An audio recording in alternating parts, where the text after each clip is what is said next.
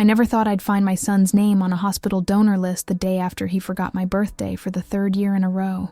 My hands trembled as I stared at the document I wasn't supposed to see, the sterile hospital lights making the paper glow with an almost supernatural brightness. There it was, Thomas Miller, voluntary organ donor, right next to a diagnosis I couldn't pronounce and a timeline that made my heart stop. 6 months, maybe less. The clipboard fell from my hands, clattering against the linoleum floor. A nurse rushed over, her face shifting from annoyance to concern when she saw my expression. "Ma'am, are you okay?" But I couldn't answer. My throat had closed up, my chest tightening with each labored breath. The same son who hadn't called yesterday, who hadn't remembered the woman who gave him life on the day I turned 65, was planning to give his own life away, and I had no idea he was even sick. "Mrs. Miller, do you need to sit down?" The nurse's voice seemed to come from underwater, distant and muffled against the ringing in my ears. I nodded mechanically, allowing her to guide me to a nearby chair.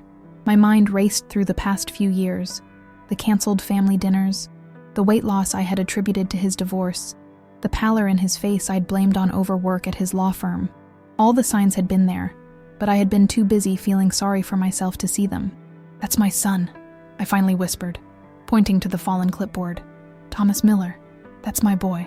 The nurse's eyes widened with recognition, then softened with pity. That look, I'd come to hate that look over the coming months. "Mrs. Miller, I'm not supposed to show patient information. I could lose my job. Please," I begged, my voice cracking. "He's my only child." She hesitated, then knelt beside me, her voice barely audible. "He's been coming here for treatments for almost a year now. Stage 4 pancreatic cancer. She paused, choosing her words carefully. "He specifically requested that you not be notified." The room tilted sideways. A year. My son had been dying for a year, and he had chosen to face it alone rather than tell me. What kind of mother was I that my own child would rather die in secret than share his burden with me? I remembered yesterday morning, waking up alone in my small apartment in Rochester, checking my phone with hopeful eyes, waiting for a call that never came. I remembered the bitter disappointment, the self-pitying thoughts, the angry message I'd left on his voicemail. "I guess your own mother's birthday isn't important enough to remember anymore. Don't bother calling back." Words I could never take back now. "Why is he on a donor list?" I asked, my voice steadier than I felt. "He's the one who needs—" "Not for receiving," the nurse interrupted gently. "For giving. He's designated his organs for donation after he passes. But there's something else." She hesitated, glancing around to make sure no one was watching. "He's also on another list. He's donating a kidney. Next week. To a child. A living donation." The world went silent. My Thomas, my only son, was giving away a part of himself while he was still alive, even as his own body was failing him, and he hadn't wanted me to know any of it. "Where is he now?" I asked, rising from the chair with newfound determination. "Room 412. But Mrs. Miller, he doesn't know you're here. He might not—" I was already walking toward the elevator, my heart pounding in my chest. The nurse called after me, but her words faded into the background. In that moment, nothing mattered except seeing my son's face, understanding why he'd shut me out of the most important battle of his life. The elevator doors closed in front of me, and I caught my reflection in the polished metal. Gray hair I'd stopped dyeing years ago, lines carved deep around my mouth and eyes, the slumped shoulders of a woman who had spent too many years carrying invisible weights. Who was this person my son couldn't trust with his pain? What had I done to make him face death alone? As the elevator climbed, memories flooded back. Thomas as a toddler, running into my arms. Thomas at 10, proudly showing me his science fair ribbon. Thomas at 18, hugging me goodbye as he left for college, promising to call every Sunday. When had the distance between us grown so vast? When had I become someone he needed to protect rather than someone who protected him? The elevator dinged for the 4th floor, and I stepped out, my legs somehow carrying me forward, despite the hurricane of emotions threatening to sweep me away. Room 412. The door was partially open, and through the crack, I could see him, thinner than I remembered, a beanie covering what I assumed was now a hairless head, but still my beautiful boy. He was speaking to someone on his phone, his voice hushed but intense. "No, I told you, Mom doesn't need to know. She's got enough on her plate." "Yeah, I know it was her birthday. I'll make it up to her later, if there is a later. I pushed the door open wider, unable to stop myself. Thomas looked up, his phone slipping from his fingers as our eyes met across the sterile hospital room. For a moment, we were frozen in time, mother and son, separated by secrets and silence, and the unbearable weight of unspoken love. "Mom," he whispered, his face draining of what little color it had left. "What are you doing here?" And in that moment, standing in the doorway of a room that smelled of antiseptic and ending, I realized that all the forgotten birthdays in the world couldn't matter less. My son was dying, and he'd been carrying that knowledge alone. Whatever had broken between us, I would fix it. I had to, because the alternative was unthinkable. "Thomas," I said, my voice surprisingly steady as I stepped into the room. "We need to talk. My name is Eleanor Miller, Ellie to the few friends I've managed to keep in my 65 years on this earth. I've lived in the same modest 2-bedroom house in Rochester, New York, for the past 30 years, ever since Robert, my husband, walked out on Thomas and me for his 20-something secretary. The neighborhood has changed around me, families coming and going, houses being renovated while mine remained frozen in time, a monument to the life I once had. I work as a librarian at the local public library, a job I've held since Thomas started elementary school. The pay isn't much, but it covered the mortgage and put food on the table when child support checks came late or not at all. Books have always been my escape, my comfort when real life became too harsh or lonely. Between the worn pages of novels, I found companions when friends drifted away, unable to handle a newly single mother who couldn't afford their ladies' lunches or weekend getaways. My daily routine rarely varies. I wake at 6 a.m., make a pot of coffee strong enough to strip paint, and sit at my kitchen table watching the birds at the feeder outside my window. At 7:30, I shower and dress in one of my sensible outfits, slacks and blouses in muted colors that don't draw attention. By 8:45, I'm in my 15-year-old Toyota Camry, driving the same route to the library I've driven for decades. The library is my domain, a place where I'm respected, needed. I know every regular patron by name. Mrs. Abernathy, who comes in every Monday for new mystery novels. Sam, the homeless man who spends winter days in our periodical section, warming himself while pretending to read the Wall Street Journal. The group of homeschooled children who arrive every Wednesday morning, wide-eyed and eager for story time. But the library closes at 6 p.m., and then it's just me again, returning to an empty house that echoes with the ghost of laughter from years ago. I heat up microwave dinners, watch PBS documentaries, and go to bed by 10, book in hand until my eyes grow too heavy to focus on the words. This has been my life for so long that I've forgotten how to want anything more. Until recently, my only pride, my only real accomplishment, was my son, Thomas, who overcame his father's abandonment to graduate top of his class from Cornell Law. Thomas, who became the youngest partner at his prestigious firm in Buffalo. Thomas, who married Jennifer, a beautiful pediatrician, and seemed destined for the happiness that had eluded his mother. But then came the divorce 3 years ago. Jennifer wanted children. Thomas kept putting it off. "Mom, how could I bring kids into this world when I'm working 80-hour weeks?" he'd explained during one of our increasingly rare phone calls. I'd heard the strain in his voice, the exhaustion, but I chalked it up to the stress of separation. After all, his father had sounded the same way before he left. After the divorce, the calls became even less frequent. Once-a-week Sunday check-ins dwindled to once a month, then to major holidays only. Last Christmas, he'd begged off visiting, claiming a big case kept him at the office. I'd spent the day alone, staring at the small artificial tree I still decorated out of habit rather than hope. I told myself it was normal. He was building his career, recovering from heartbreak, finding his way. All children drift from their parents eventually. At least, that's what Margaret from the book club said when I confessed how much his absence hurt. Be grateful he's successful, Ellie. My Danny still lives in my basement at 37, asking for money for his business ideas. So I swallowed my loneliness and carried on.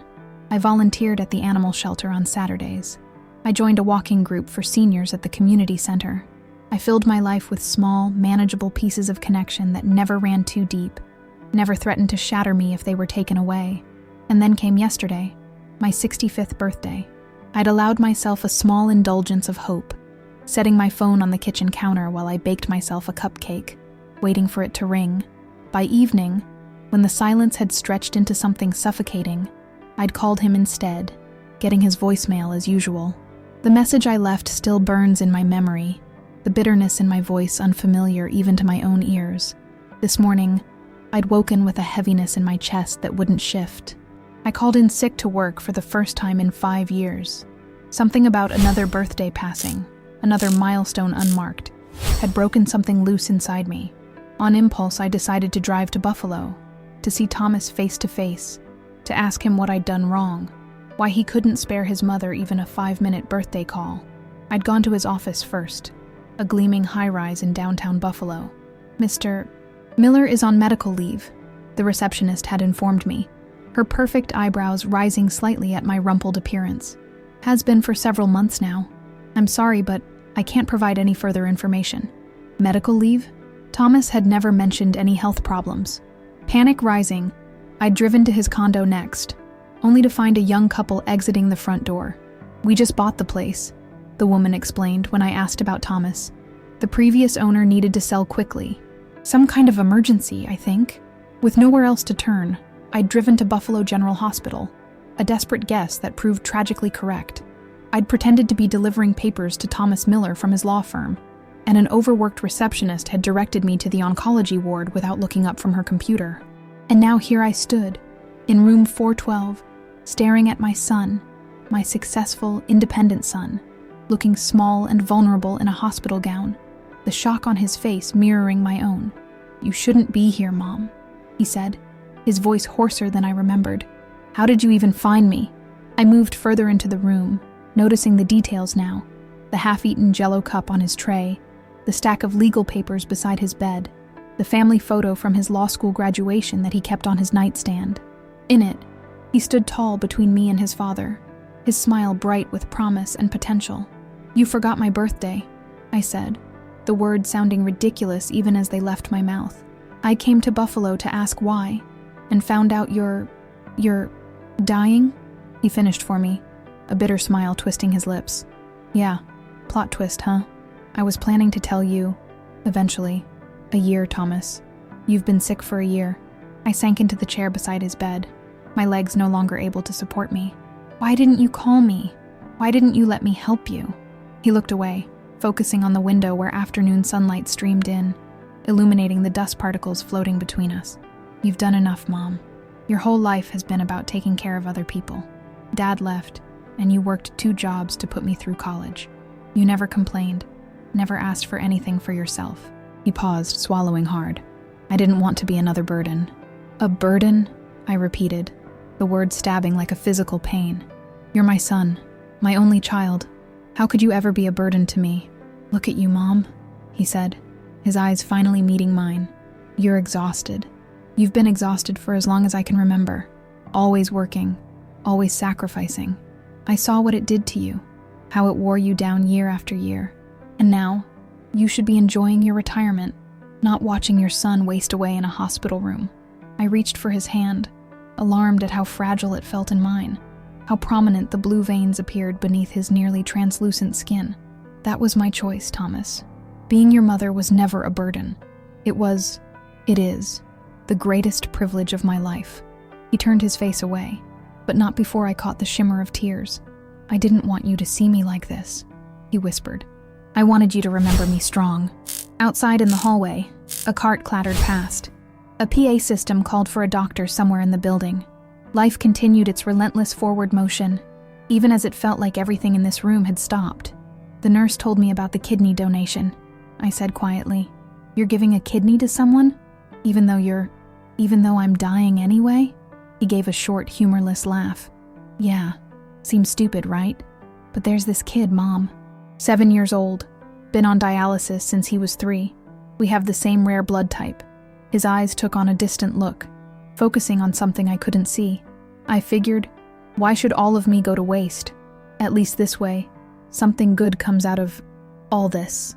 I stared at my son, seeing him, truly seeing him, for perhaps the first time in years. Not as an extension of myself or a measure of my success as a mother, but as his own person, making choices I might never have had the courage to make. "I'm staying," I said firmly, squeezing his hand. Whatever happens next, we face it together. Mom, you don't understand. The treatments, they're not pleasant. And after the kidney donation, there's an experimental treatment they want to try. It probably won't work, but I'm staying, I repeated, my voice leaving no room for argument. You can push me away all you want, Thomas Miller, but I'm not going anywhere. Not this time. He looked at me for a long moment, searching my face as if seeing something new there. Then, almost imperceptibly, he nodded. Okay, he whispered. Okay, Mom. And just like that, my life changed course again. All the routines, all the careful structures I'd built around my solitude, collapsed under the weight of 3 simple words. My son's dying. Nothing else mattered now. Not forgotten birthdays, not years of silence, not the comfortable predictability of my small existence. All that mattered was the precious time we had left, and the distance between us that somehow I had to bridge before it was too late. It took less than 24 hours for me to discover the first betrayal. I'd spent the night in Thomas's hospital room, curled uncomfortably in the vinyl recliner beside his bed. Nurses came and went throughout the night, checking vitals, administering medications, their rubber-soled shoes squeaking against the linoleum floor. Thomas slept fitfully, occasionally murmuring words I couldn't quite catch. I dozed in short bursts, jerking awake at each new sound, my heart racing until I confirmed he was still breathing. Morning arrived with a pale yellow light filtering through the blinds and the arrival of Dr. Carson, Thomas's oncologist. He was younger than I expected, with kind eyes that crinkled at the corners when he spoke. He seemed surprised to see me there. You must be Mrs. Miller, he said, extending his hand. Thomas didn't mention you'd be joining us. Call me Eleanor, I replied, shaking his hand. And I'll be here for all appointments from now on. Thomas stirred, blinking awake. Mom, you don't have to. I want to. I cut him off gently but firmly. Doctor, Carson glanced between us, clearly sensing the tension, then proceeded with his examination. He spoke in the careful, measured tones doctors use when delivering news they know will hurt, discussing treatment options, side effects, and prognoses. I listened intently, mentally cataloging every term I'd need to research later. And the kidney donation? Thomas asked. We're still on schedule for next week? Dr. Carson nodded, though I noticed his hesitation. Yes, though I still have reservations about the timing. Your body will be under additional stress, which could compromise the experimental treatment we have planned afterward. The boy can't wait, Thomas said with a finality that brooked no argument. After Dr. Carson left, a hospital social worker named Melissa came by with paperwork for me. Emergency contact forms, caregiver information, permission for treatment discussions. As we worked through the stack of documents, Thomas drifted back to sleep, the morphine in his IV drip pulling him under. He'll need a lot of support in the coming weeks, Melissa said quietly, especially after the kidney donation. Do you have other family members who can help? His wife, perhaps? Ex-wife, I corrected automatically. And no, it's just me. She nodded, making a note in her file. And what about his father? I see from our records that Mr. Miller has been involved in some of the medical decisions. My pen froze mid-signature. Excuse me? Melissa looked up, catching the change in my tone. Robert Miller, he's listed as the secondary contact. He's attended several consultations with Thomas over the past few months. The room suddenly felt too warm, the air too thick to breathe properly. Robert, my ex-husband, the man who had walked out on us 28 years ago, who had missed most of Thomas's high school games, who had sent checks instead of showing up for graduations, that Robert had known about Thomas's cancer before I did. I wasn't aware they were in contact, I managed to say, my voice sounding distant to my own ears. Melissa's expression shifted to one of concern. I'm sorry, I thought you knew. Mr. Miller, Robert, has been quite involved. He's actually the one who's been handling the financial arrangements for Thomas's treatments. Financial arrangements? My mind raced. Thomas was successful, certainly, but specialized cancer treatments could cost hundreds of thousands of dollars. Had he needed help? Why hadn't he come to me? Before I could process this information, my phone buzzed with a text message. I glanced down to see an unfamiliar number. Eleanor, it's Robert. Thomas told me you showed up at the hospital. We need to talk. Meet me in the hospital cafeteria at noon. My hands trembled as I stared at the screen. 28 years of silence. And now he thought he could summon me like some subordinate? I nearly texted back a refusal, but curiosity and a slow-burning anger won out. I wanted to look him in the eye and ask how he dared to step into the role of concerned father after decades of absence. At noon, I made sure Thomas was comfortable, promised to return with lunch he probably wouldn't eat, and made my way to the cafeteria. I spotted Robert immediately, sitting at a corner table with a cup of coffee. He'd aged well, damn him. His hair had gone silver rather than gray, and he still maintained the trim physique that had first caught my eye at a college mixer 40 years ago. He wore an expensive-looking suit, the kind that conveyed success without shouting about it. "Eleanor," he said, standing as I approached. He leaned in as if to kiss my cheek, a gesture so presumptuous that I stepped back instinctively. "Thank you for meeting me. I'm not here for pleasantries, Robert," I said, sitting down across from him. "I want to know why you knew about our son's cancer for a year while I was kept in the dark." He had the decency to look uncomfortable, his fingers fidgeting with his coffee cup. "It wasn't my decision. Thomas was adamant that you not be told. He didn't want to worry you." "Worry me?" I repeated, my voice rising enough that a few nearby diners glanced our way. "He's my son. I had a right to know." "Keep your voice down," Robert hissed, leaning forward. "This isn't helping Thomas. Don't you dare tell me what helps my son." I shot back, though I did lower my volume. "You forfeited that, right when you walked out on us for your little secretary. That was almost 30 years ago, Ellie. Don't call me that." "You don't get to call me that anymore," Robert sighed, running a hand through his perfectly coiffed hair. "Look, I didn't ask to meet so we could rehash the past. We need to talk about what happens next. Thomas's treatment, his care, the financial arrangements. So I heard you've been playing the hero," I interrupted, swooping in with your checkbook. "Tell me, does your current wife know how much you're spending on the son you barely acknowledged for years?" A flash of irritation crossed his face. "Karen and I are divorced, have been for 12 years now. And yes, I've been helping Thomas financially. The experimental treatments aren't covered by insurance. Someone had to step up. The implication stung, that I couldn't have stepped up, that my librarian's salary and modest savings weren't enough to help my own child. The worst part was, he was right. I couldn't have afforded the cutting-edge treatments Thomas was receiving, but I would have found a way, taken out loans, sold my house, worked 3 jobs if necessary. "Why didn't he come to me?" I asked, hating the vulnerability in my voice. Something like pity crossed Robert's face. "Because he knew you'd do exactly what you're thinking right now. Sacrifice everything. He didn't want that for you. He never wanted to be a burden." There was that word again. Burden. As if loving someone, caring for them, could ever be a burden, rather than a privilege. "There's something else you should know," Robert continued, his expression growing more serious. "Thomas's condition, it's worse than he's letting on. The doctors have given him 6 months, but they're being optimistic. After the kidney donation, with the stress on his system." He trailed off, leaving the grim prognosis unspoken. "Why is he doing it then?" I asked. "Giving away a kidney when he's so sick?" Robert's expression softened for the first time. "Because he's a better man than I ever was. He heard about this kid, Ryan, I think his name is, through Jennifer. She's still his emergency medical contact at the hospital. The boy has the same rare blood type as Thomas, and his parents had all but given up hope of finding a donor. Thomas couldn't walk away once he knew. A wave of pride washed over me, momentarily displacing my anger. That was my son, my compassionate, selfless son. "There's one more thing," Robert said, reaching into his jacket pocket. He pulled out a thick envelope and slid it across the table. "Thomas made some arrangements. Legal documents, power of attorney, his will. He named both of us as his healthcare proxies." I stared at the envelope, not touching it. "Both of us? After everything, he still wants you involved?" "He wants us to work together, Eleanor." Robert's voice had lost its defensive edge. "For his sake, can we do that? Can we put aside our history and just be Thomas's parents for whatever time he has left?" Before I could answer, my phone rang, the hospital room extension I'd programmed in earlier. I answered immediately, my heart racing.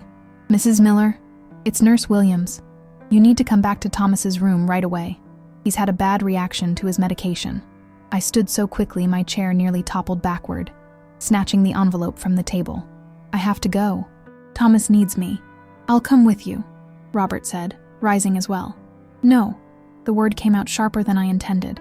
"No," I repeated more calmly. "Let me handle this. He's my son." "He's our son, Eleanor," Robert corrected, a steel in his voice I remembered all too well from our marriage. "Whether you like it or not, I'm back in his life, and I'm not going anywhere."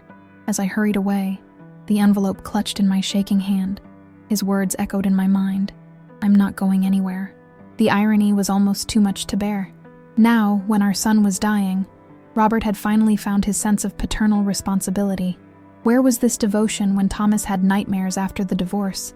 Where was it during the parent-teacher conferences I attended alone, the college move-in days, the law school graduation? And the deeper, more painful question: why had Thomas turned to him instead of me? What had I done to make my son believe he couldn't come to his mother in his time of greatest need? By the time I reached Thomas's room, the medical team had stabilized him. He lay pale against the white sheets, his breathing shallow but steady. I took my place beside him, clasping his hand in mine, vowing silently that I wouldn't leave him again, not for a moment, not for anything. But as I sat there, watching the rise and fall of his chest, a cold realization settled in my heart. I had already been replaced. While I'd been going about my quiet, routine life, thinking my son was simply busy with work, he had been rebuilding a relationship with his father. Robert, who had hurt us both so deeply, had somehow earned a place at Thomas's bedside that I was now struggling to claim. My son had made his choice, and it wasn't me. At least, not me alone. The thought cut deeper than any knife ever could. As I sat beside Thomas's hospital bed that evening, watching him sleep restlessly under the harsh fluorescent lights, my mind drifted back through the years. Back to when it was just the two of us against the world. Before Robert's return. Before the cancer.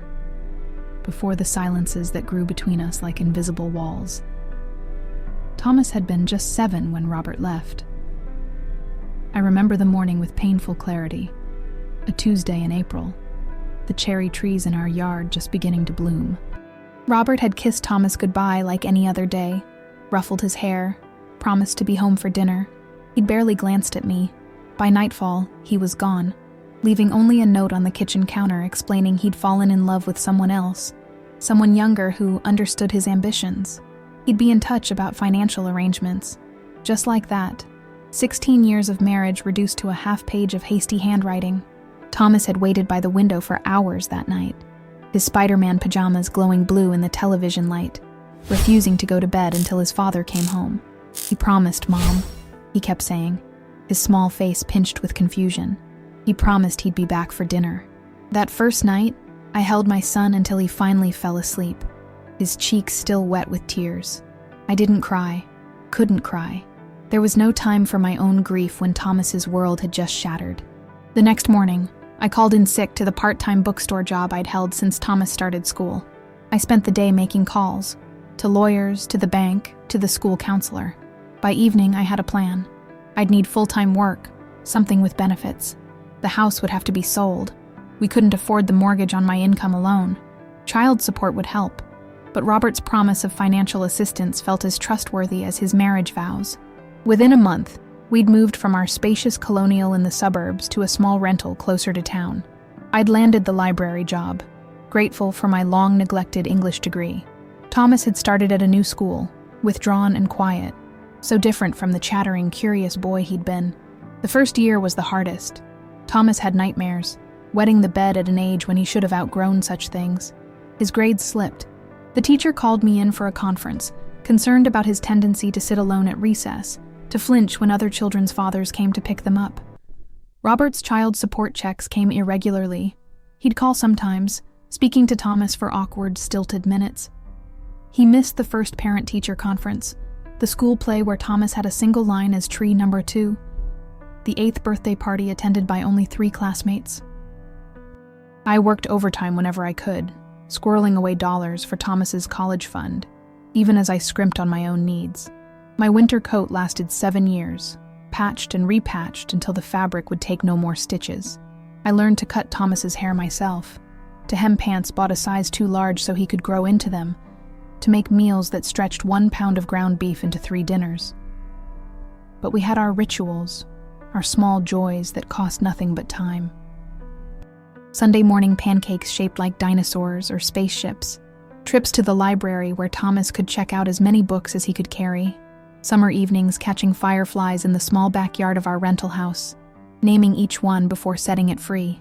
"This one's Dad," Thomas said once, around age 9, holding up a particularly dim firefly, because he's hardly ever bright enough to see.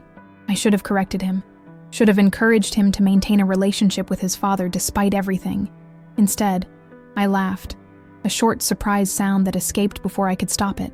Thomas grinned up at me, a real smile that had become increasingly rare, and in that moment of shared complicity, something shifted between us. We weren't just mother and son, we were allies, survivors. As Thomas entered his teens, Robert's presence in his life grew even more sporadic. He missed Thomas's middle school graduation, sending a gift card instead. When Thomas made the high school debate team and won his first tournament, Robert promised to attend the state finals, then called the night before with a business emergency. I watched my son's face carefully arrange itself into an expression of understanding. "It's okay, Dad. I get it. It's an important client." His voice steady, betraying none of the disappointment I knew he felt. After he hung up, he disappeared into his room for an hour. When he emerged, his eyes were slightly red, but his spine was straight. "Can we get pizza tonight, Mom? To celebrate early?" We drove to his favorite place, splurging on the works even though it wasn't payday. Over pepperoni and extra cheese, Thomas announced, "I've decided on law school after college." "Law school?" I echoed, surprised. Thomas had always talked about becoming a writer or journalist. He nodded, unusually solemn for a 16-year-old. "Lawyers make good money, enough to take care of people they care about." His eyes met mine, suddenly seeming much older than his years. "Enough so you won't have to work so hard anymore." My throat tightened. "Thomas, that's not—" "I see you, Mom," he interrupted. "I see how tired you are all the time, how you're always the last one to eat, always taking the smallest portion, how you never buy anything new for yourself." He looked down at his plate, pushing a mushroom around with his fork. "I'm going to make it all worth it. I promise." I wanted to tell him that he already had, that every sacrifice had been worth it, just to see him grow into the thoughtful, determined young man sitting across from me. But the words caught in my throat, tangled in emotions too complex to express. Instead, I reached across the table and squeezed his hand. "I believe in you. Whatever you choose to do, I know you'll be amazing at it." He did choose law, working through undergrad with a focus and discipline that sometimes worried me. While other students partied, Thomas studied. While classmates took summer road trips, he interned at law firms, building his resume methodically. His few relationships never lasted long. The girls always complained he had no time for them. "You should enjoy college more," I told him during one of his rare visits home. "It's not all about grades and internships," says the woman who hasn't taken a real vacation in 15 years. He shot back with a wry smile. Then, more seriously, "I have a plan, Mom. Trust me." And I did. I trusted him through college graduation, where Robert made a brief appearance, awkwardly shaking Thomas's hand in his expensive suit, before leaving early for another engagement. Through his acceptance to Cornell Law, which Robert took credit for, having made a few calls to old classmates, through the grueling years of study that followed. The day Thomas graduated from law school, standing tall in his cap and gown, I felt a pride so fierce it was almost painful. We'd done it. Or rather, he'd done it. This remarkable son of mine. The small boy who had waited by the window for a father who never returned, had grown into a man of substance and integrity, a man who kept his promises. Robert attended the graduation, bringing his third wife, a nervous blonde who looked uncomfortably like she could be Thomas's sister, rather than his stepmother. We maintained a careful distance, exchanging stiff pleasantries for Thomas's sake. In the photos, we stood on either side of our son, the space between us a visual representation of the gulf that had never closed. Thomas accepted a position at a prestigious firm in Buffalo. I helped him move into his first apartment, a sleek one-bedroom with views of Lake Erie. As I arranged books on his shelves, many of them well-loved copies from our Sunday library trips, I felt an unexpected sadness mixed with my pride. "You've come so far," I said, running my fingers along the spines of law textbooks that now stood alongside the childhood favorites I'd read to him night after night. "We've come far," he corrected, putting an arm around my shoulders. "I wouldn't be here without you, Mom. You know that, right?" I nodded, blinking back sudden tears. "I'm so proud of you, Thomas. So proud of the man you've become." He squeezed me tighter. "I'm going to take care of you now. No arguments." And he tried, in his way. Sending money I rarely used, preferring to save it for a rainy day that never seemed important enough to tap into those funds. Insisting on upgrading my ancient flip phone to a smartphone I barely understood how to use. Offering to pay off my mortgage, an offer I gently but firmly declined. What I wanted most, his time, his presence, became the one thing he couldn't seem to give. The demands of his career consumed him. Our weekly calls became monthly, then sporadic. When he married Jennifer, a pediatrician with a warm smile and kind eyes, I dared to hope she might help him find a better balance. For a while, it seemed to work. They visited for holidays, called more regularly. Jennifer would pull me aside to share her concerns. "He works too much," she confided once, watching Thomas take a work call during what was supposed to be a relaxing Christmas Eve. "I'm worried about him." I nodded, recognizing in my daughter-in-law's eyes the same concern I'd felt for years. "He's always been that way. Driven. He thinks he has to prove something," she said, her gaze direct. "To his father, to you, to himself, maybe." Before I could respond, Thomas rejoined us, his phone finally tucked away. "Sorry about that. Client emergency." Jennifer and I exchanged a look but said nothing. The pattern was too deeply ingrained to be broken by mere words of concern. When their marriage ended 3 years later, I wasn't entirely surprised. Heartbroken for them both. Yes, but not surprised. Thomas threw himself even deeper into his work afterward, as if trying to fill the void with billable hours and client meetings.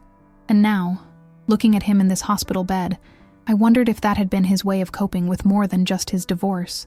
Had the cancer diagnosis come around the same time? Had he been working himself to exhaustion, knowing that his time was running out? Had he been pushing everyone away, Jennifer, me, friends, to spare us the pain of his illness? Thomas stirred, his eyes fluttering open. He looked disoriented for a moment, then focused on my face. "Mom, you're still here? Where else would I be?" I asked, smoothing a hand over his forehead, checking for fever the way I had countless times during his childhood illnesses. "You should go home, get some rest," he murmured. "There's no point in both of us being uncomfortable." "I'm fine right where I am," I insisted. "How are you feeling?" "Like I've been hit by a truck," he admitted with a weak smile. "But the nurse says my numbers are better, whatever that means." I adjusted his pillows, helping him sit up slightly. "I met with your father today." Thomas's eyes widened slightly. "Oh, that must have been interesting." That's one word for it. I kept my tone neutral, not wanting to upset him. He showed me the legal documents. Healthcare proxy, power of attorney, your will. He had the grace to look sheepish. "I was going to tell you. After the kidney donation, when I wouldn't be able to hide how sick I really am." "Why him, Thomas? After everything?" He sighed, a rattling sound that worried me. "He reached out about 3 years ago, right after the divorce. Said he'd heard through mutual acquaintances and wanted to check on me. We started getting coffee occasionally. Then, when I got the diagnosis," he trailed off, looking away. "You called him instead of me." I finished for him. "He's changed, Mom. The heart attack 5 years ago scared him, made him reevaluate things." He reached for my hand, his grip weaker than it should be. "And I knew he could afford the treatments, the experimental stuff, the specialists. I didn't want to burden—" "If you say burden one more time, Thomas Miller," I interrupted, a flash of anger breaking through my careful calm. "I swear I'll... To my horror, my voice cracked, tears filling my eyes despite my determination to stay strong for him. "Mom," he whispered, his own eyes growing wet. "I'm sorry. I thought I was protecting you. You've had enough heartbreak." I shook my head, unable to speak for a moment. When I could finally trust my voice, I said, "That wasn't your decision to make. I'm your mother. Nothing could ever be more important to me than being there for you. Not my comfort, not my feelings, not my bank account. Nothing." He swallowed hard, a tear escaping to track down his too thin face. "I know that now. I think I always knew it. I wanted to be the strong one for once, to take care of you, instead of always being the one who needed taking care of. I thought of all the years, all the sacrifices that had never felt like sacrifices because they were for him, my son, the center of my world. I thought of the small boy who had promised to become a lawyer so his mother wouldn't have to work so hard, the teenager who had given up normal adolescent experiences to focus on his future, the man who had pushed himself to excel in everything except perhaps the most important thing, allowing himself to be loved, to be helped, to be vulnerable. "Oh, Thomas," I said, my voice soft with the weight of understanding that had come too late. "You never needed to earn my love or my help. You never needed to prove anything to me." "I know," he whispered. "I know that now." We sat in silence for a while, holding hands across the hospital bed rail, both of us lost in memories of a past that suddenly seemed both distant and immediate. Outside, the sun was setting, casting long shadows across the room. Another day gone, another day closer to whatever ending awaited us. "Tell me about the kidney donation," I finally said. "Tell me about this child you're trying to save." Thomas's face lightened, some of the old passion returning to his eyes. "His name is Ryan. He's 7 years old, can you believe that? 7 years on dialysis. His whole life spent in and out of hospitals." He squeezed my hand. "He loves Spider-Man, just like I did at his age." Something squeezed in my chest. Pain and pride and love all tangled together. "Just like you did," I echoed. As Thomas began to tell me about Ryan, about the rare blood type they shared, about the procedure scheduled for next week, I made a silent vow.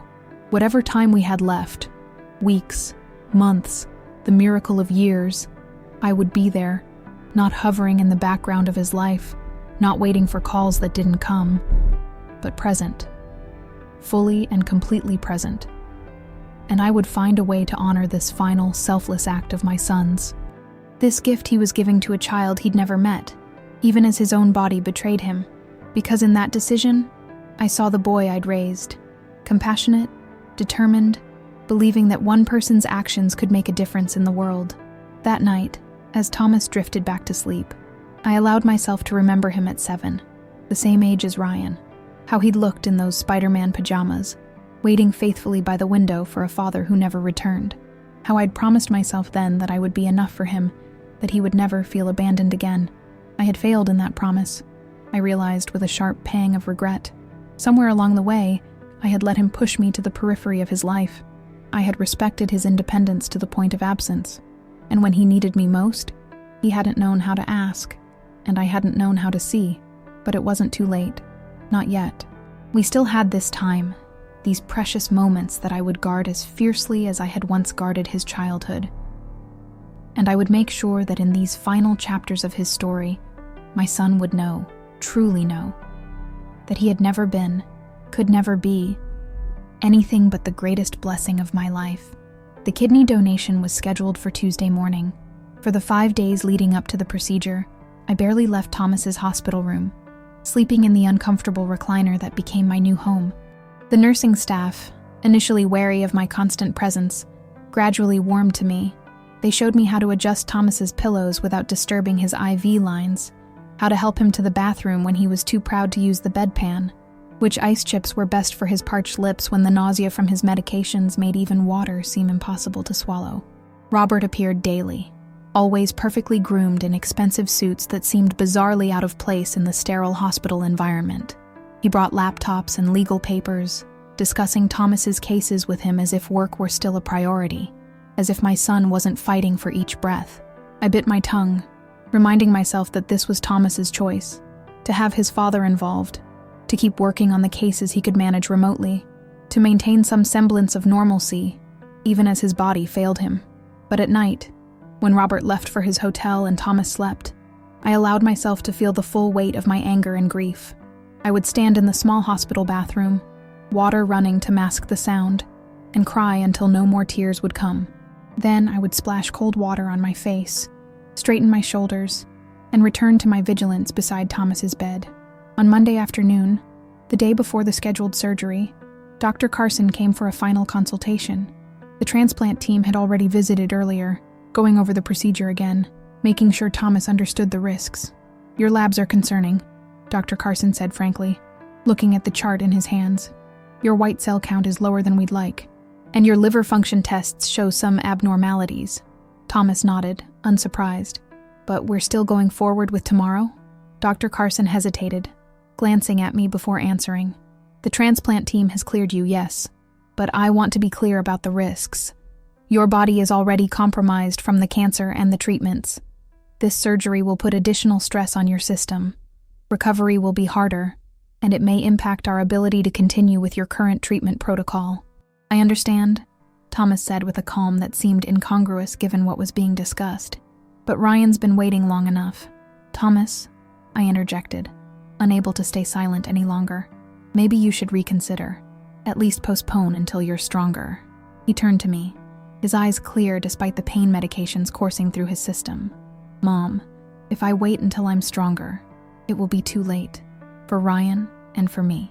The stark reality of his words silenced me. Of course. There would be no stronger for Thomas. No miraculous recovery. No return to health. This downward trajectory was our new normal. Each day a little worse than the one before. Dr. Carson nodded, making notes in Thomas's chart. We'll proceed as planned then. The transplant team will be here at 6 a.m. to prep you. No food or drink after midnight. After the doctor left, Thomas asked for his phone. I want to make a few calls, he explained. Tie up some loose ends before tomorrow. I nodded, stepping out to give him privacy, using the opportunity to find the hospital cafeteria for a much-needed coffee. When I returned 20 minutes later, I paused outside the door, hearing Thomas's voice, stronger than it had been in days, animated with a passion I hadn't heard since my arrival. I don't care what it takes, he was saying.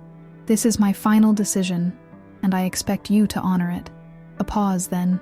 No, don't put this on Mom. She's been through enough. Another pause. Dad, I mean it. I've made all the legal arrangements. After tomorrow, once the kidney is out and safe, we move forward with my plan. Not yours. I froze, coffee growing cold in my hand. What plan? What legal arrangements? What had been decided without me? Before I could process what I'd heard, the door swung open, and Robert emerged, his face tight with controlled anger. He stopped short when he saw me. Eleanor, he said stiffly, Thomas is asking for you. What's going on? I demanded, keeping my voice low. What were you two arguing about? Robert's jaw worked, as if he was physically restraining words. Ask your son, he finally said.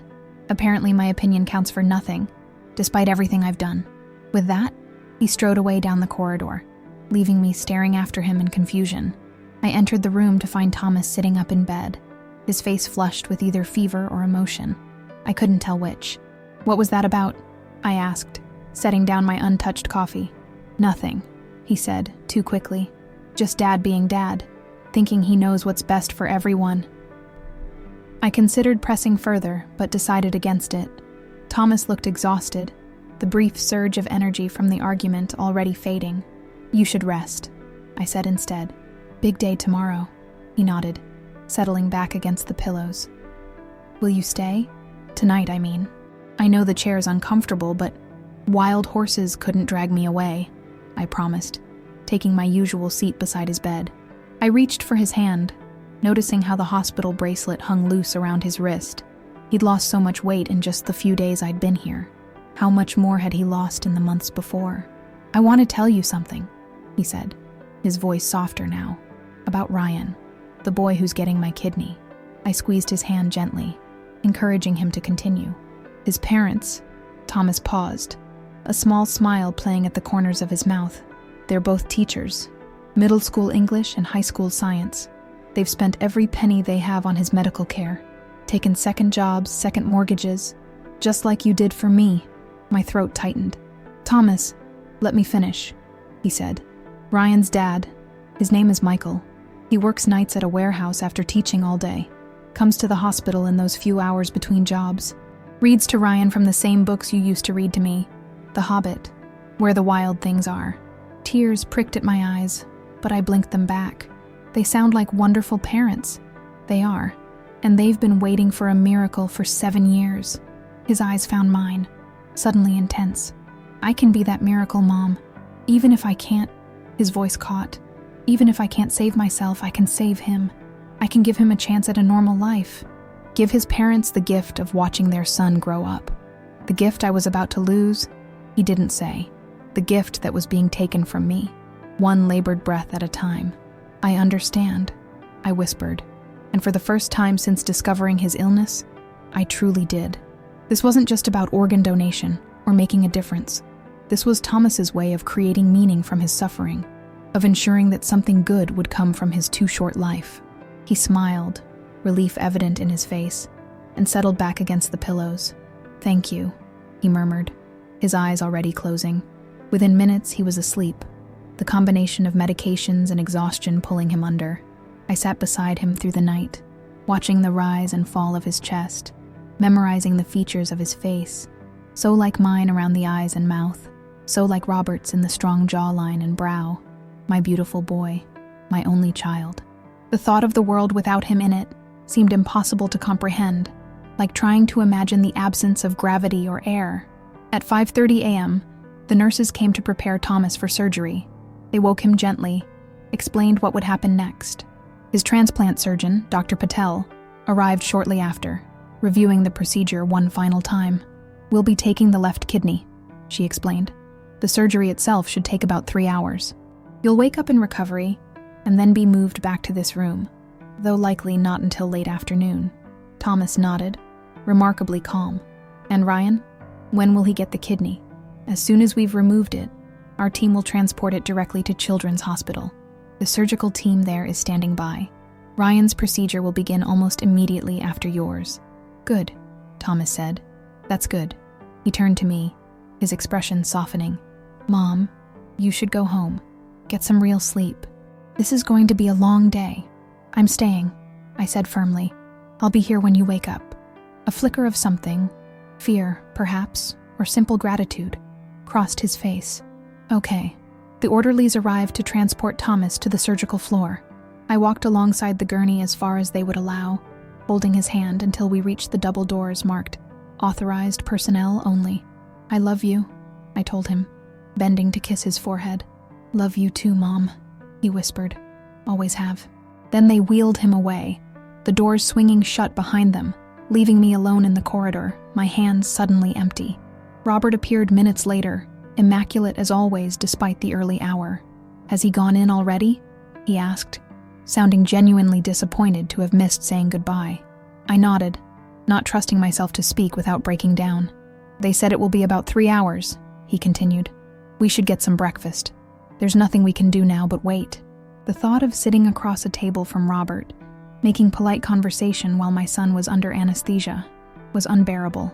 "You go ahead," I said. "I'll wait in the surgical waiting room." "Don't be ridiculous, Eleanor," he said with the dismissive tone I remembered all too well from our marriage. "You need to eat. Keep your strength up. Thomas will need you later." Before I could argue, a nurse approached us, her expression concerned. "Mrs. Miller." "Mr. Miller? There's been a complication." My heart stuttered. "What?" "But the surgery just started." "It hasn't, actually," she explained. "When they were administering the anesthesia, Thomas had a severe reaction. His blood pressure dropped dangerously low. They've stabilized him for now, but Dr. Patel wants to speak with you." The next minutes passed in a blur. We were escorted to a small consultation room, the kind with boxes of tissues prominently placed on side tables, a bad sign in any hospital. Dr. Patel joined us minutes later, her surgical cap still on, her expression grave. "Thomas had what we call an anaphylactic reaction to the anesthesia," she explained.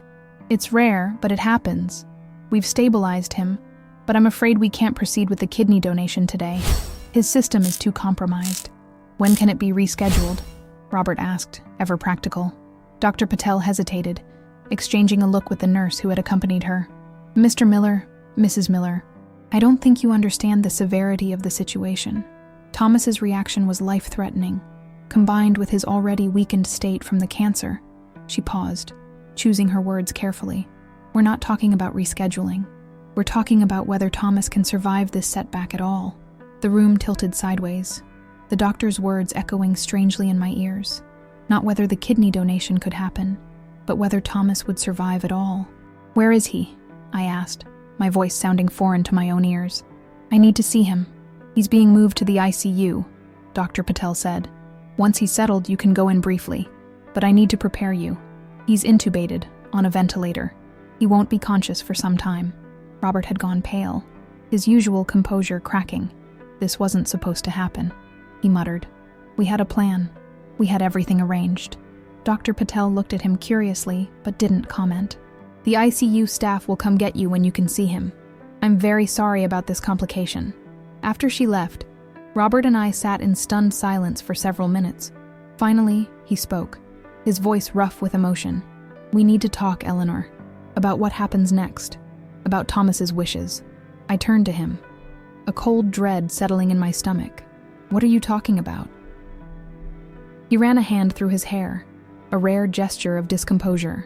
"Thomas has made certain decisions about his care. End-of-life decisions. He's signed a DNR, a do not resuscitate order, and he's left explicit instructions about stopping treatment after the kidney donation." The room seemed suddenly airless. "Stopping treatment? What do you mean?" "He doesn't want to continue with the experimental protocols. He doesn't want extraordinary measures. Once the kidney was safely donated, he planned to transition to hospice care." Robert wouldn't meet my eyes. He's known for months that the treatments weren't working. He was just hanging on long enough to help Ryan. "And you knew about this?" My voice rose, fury displacing shock. "You knew he was planning to give up and you didn't tell me?" "It wasn't my place to tell you," Robert shot back. "It was Thomas's decision, his life, his choice. His choice to die without his mother even knowing he was sick?" I was shouting now, not caring who heard. "His choice to shut me out of the most important decision of his life? He was trying to protect you. Stop saying that." I slammed my hand on the table between us. "He wasn't protecting me. You weren't protecting me. You were both making decisions about my life, my son, without even consulting me.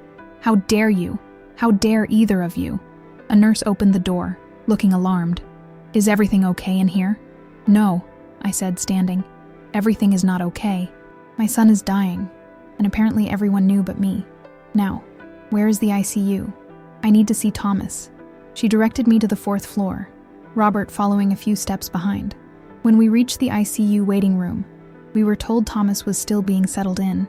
It would be another 20 minutes before we could see him, and then only for 5 minutes at a time. I paced the small room, unable to sit, unable to be still with the storm of emotions raging inside me. Anger, fear, grief, betrayal, all of it swirling together until I could barely distinguish one feeling from another.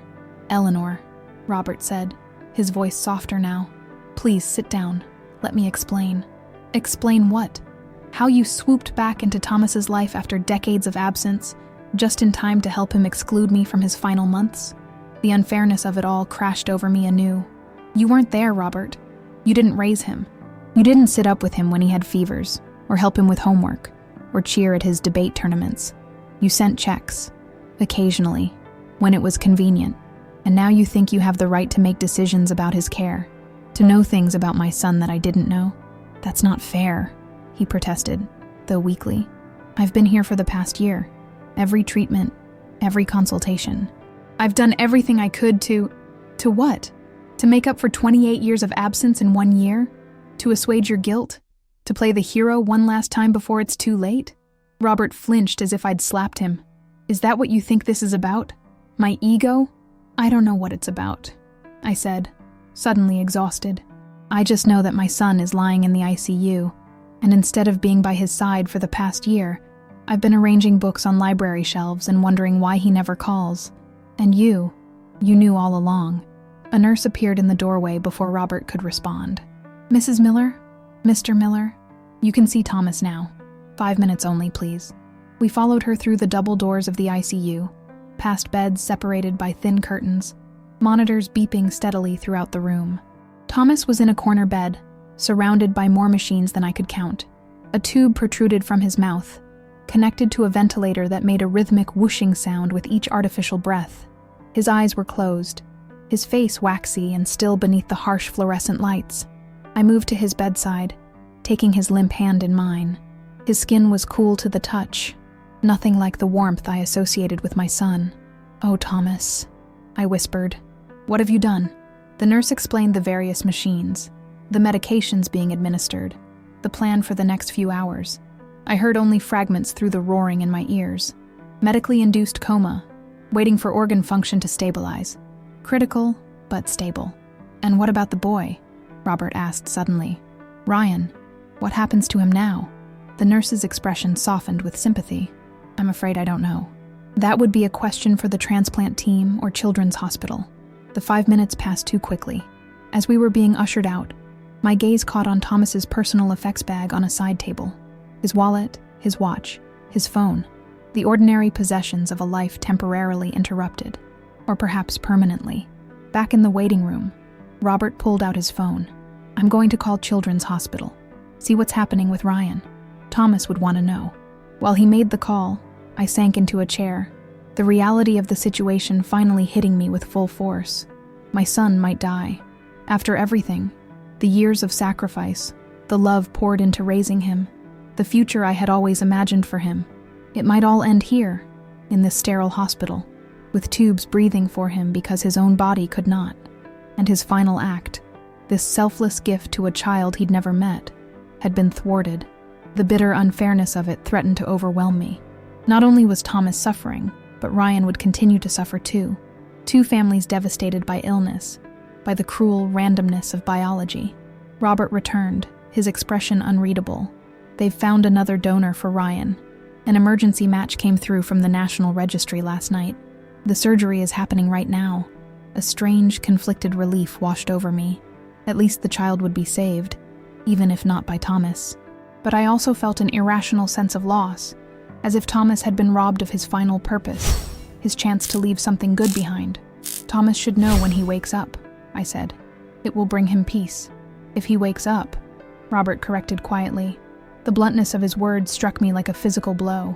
He will wake up, I insisted. He has to. Robert sat beside me, looking suddenly old and defeated. Eleanor, we need to be realistic. The doctors aren't optimistic. And even if he does regain consciousness, the cancer is still there, still spreading. We're talking about weeks at most, not months. I don't care, I said fiercely. Every day, every hour with him matters. And I refuse to give up on him while he's still breathing, whether it's on his own or with help from a machine. That's not what he wanted, Robert argued. He was clear about this. No extraordinary measures. No prolonged suffering. That's why he signed the DNR. Without talking to me, I reminded him bitterly. Without giving me a chance to say goodbye, we lapsed into silence, the weight of unspoken words and shared grief temporarily overriding our animosity. After a while, Robert excused himself to make more calls. I remained in the waiting room, staring at the bland artwork on the walls without really seeing it, my mind filled with images of Thomas, as a baby in my arms, as a toddler taking his first steps, as a solemn-faced boy standing beside me at Robert's funeral, as a proud young man in his law school robes. Not Robert's funeral, I corrected myself mentally. Robert's departure, but it had felt like a death at the time, the death of our family, of the future we had planned. And now, 28 years later, we were facing a real death, a real ending from which there would be no return. Hours passed. Nurses came periodically to update us. No change, still stable, tests being run. Outside the windows, day faded into evening, the hospital corridors growing quieter as visiting hours ended for regular patients. Around 8 o'clock, Dr. Carson found us in the waiting room, his expression grave. We've completed our assessments, he said without preamble. The anaphylactic reaction caused multiple organ stress. His kidneys are showing signs of failure. His liver functions are declining, and the cancer, which was already advanced, seems to be accelerating, perhaps due to the additional stress on his system. What does that mean? I asked, though I feared I already knew. It means we're looking at a cascade of system failures, he said gently. We can support him with dialysis for the kidney function, with medications for the other issues, but these are temporary measures. Given the underlying cancer, and now these complications. He paused. I need to be honest with you both. We're no longer in a position to reverse this process. We can only manage it for a limited time. How limited? Robert asked, his voice barely audible. Days, Dr. Carson replied. Perhaps a week, if we employ all available supportive measures. And if we don't, I heard myself ask, the words coming from some distant part of me that remained clinical, detached. Hours, the doctor said. Maybe a day. Robert cleared his throat. Thomas has a DNR, and he's made his wishes clear about not wanting extraordinary measures. Dr. Carson nodded. Yes, I'm aware. But as his healthcare proxies, you both need to be in agreement about how to proceed. The DNR means we won't attempt resuscitation if his heart stops. But there are decisions to be made about whether to continue the ventilator, whether to start dialysis, whether to administer further medications. I want everything done, I said immediately. Everything that might give him more time, more chance to wake up.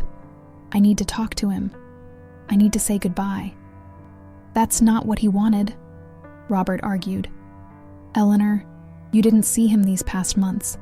The pain he was in, the suffering. He was ready to go. After the kidney donation, he wanted peace. And I want my son, I cried, no longer caring about maintaining composure. I want whatever time I can have with him. I've lost too much already. I won't lose these final days too. Dr. Carson watched our exchange with compassion but professional detachment. Perhaps you both need some time to discuss this privately. I'll be on the floor for another hour, and Dr. Nguyen will be the attending overnight if you reach a decision later.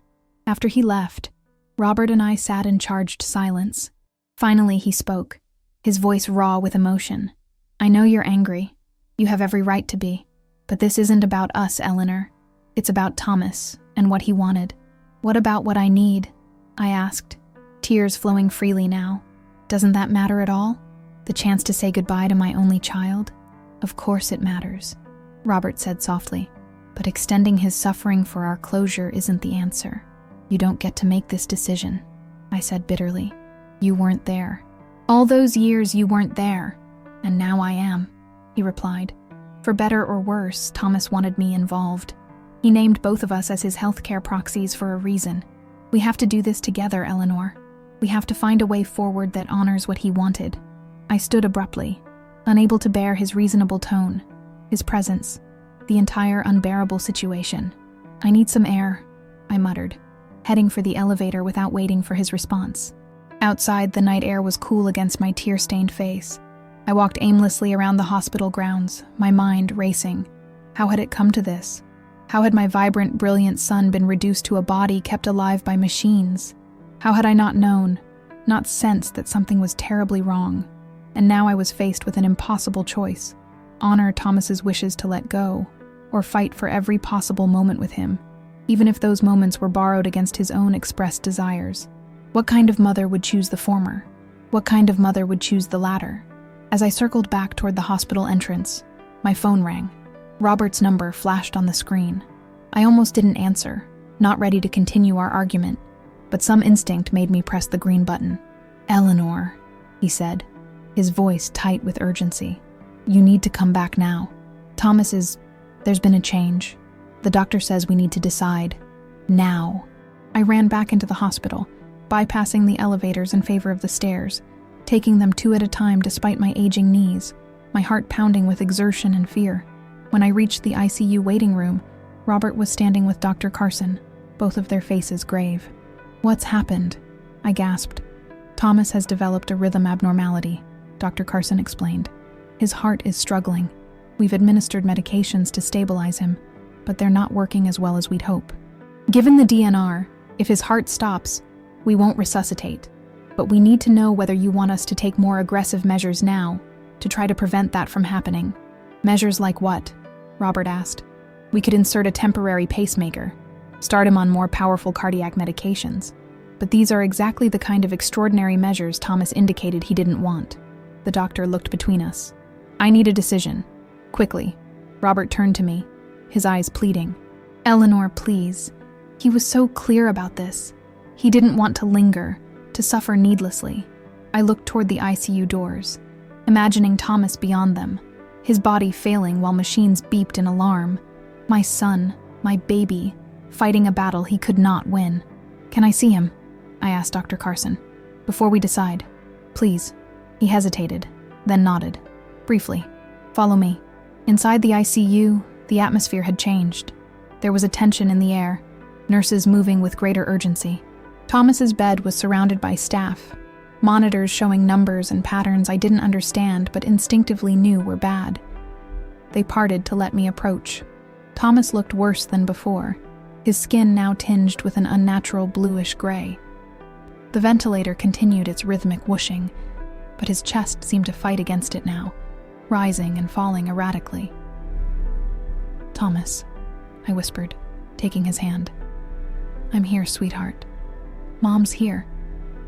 There was no response, no flutter of eyelids, no change in the various readouts on the monitors, just the continued labored breathing, the 2 rapid heartbeats shown on the cardiac monitor. In that moment, looking at my son's suffering face, the decision that had seemed impossible suddenly became crystal clear. This wasn't Thomas anymore, this broken body, these failing organs. My Thomas was the light in his eyes when he talked about helping Ryan, the determination in his voice when he argued a point, the gentle squeeze of his hand when words failed him. I turned to Dr. Carson, my voice steady despite the tears streaming down my face. "No more interventions," I said. "Let him go peacefully. It's what he wanted."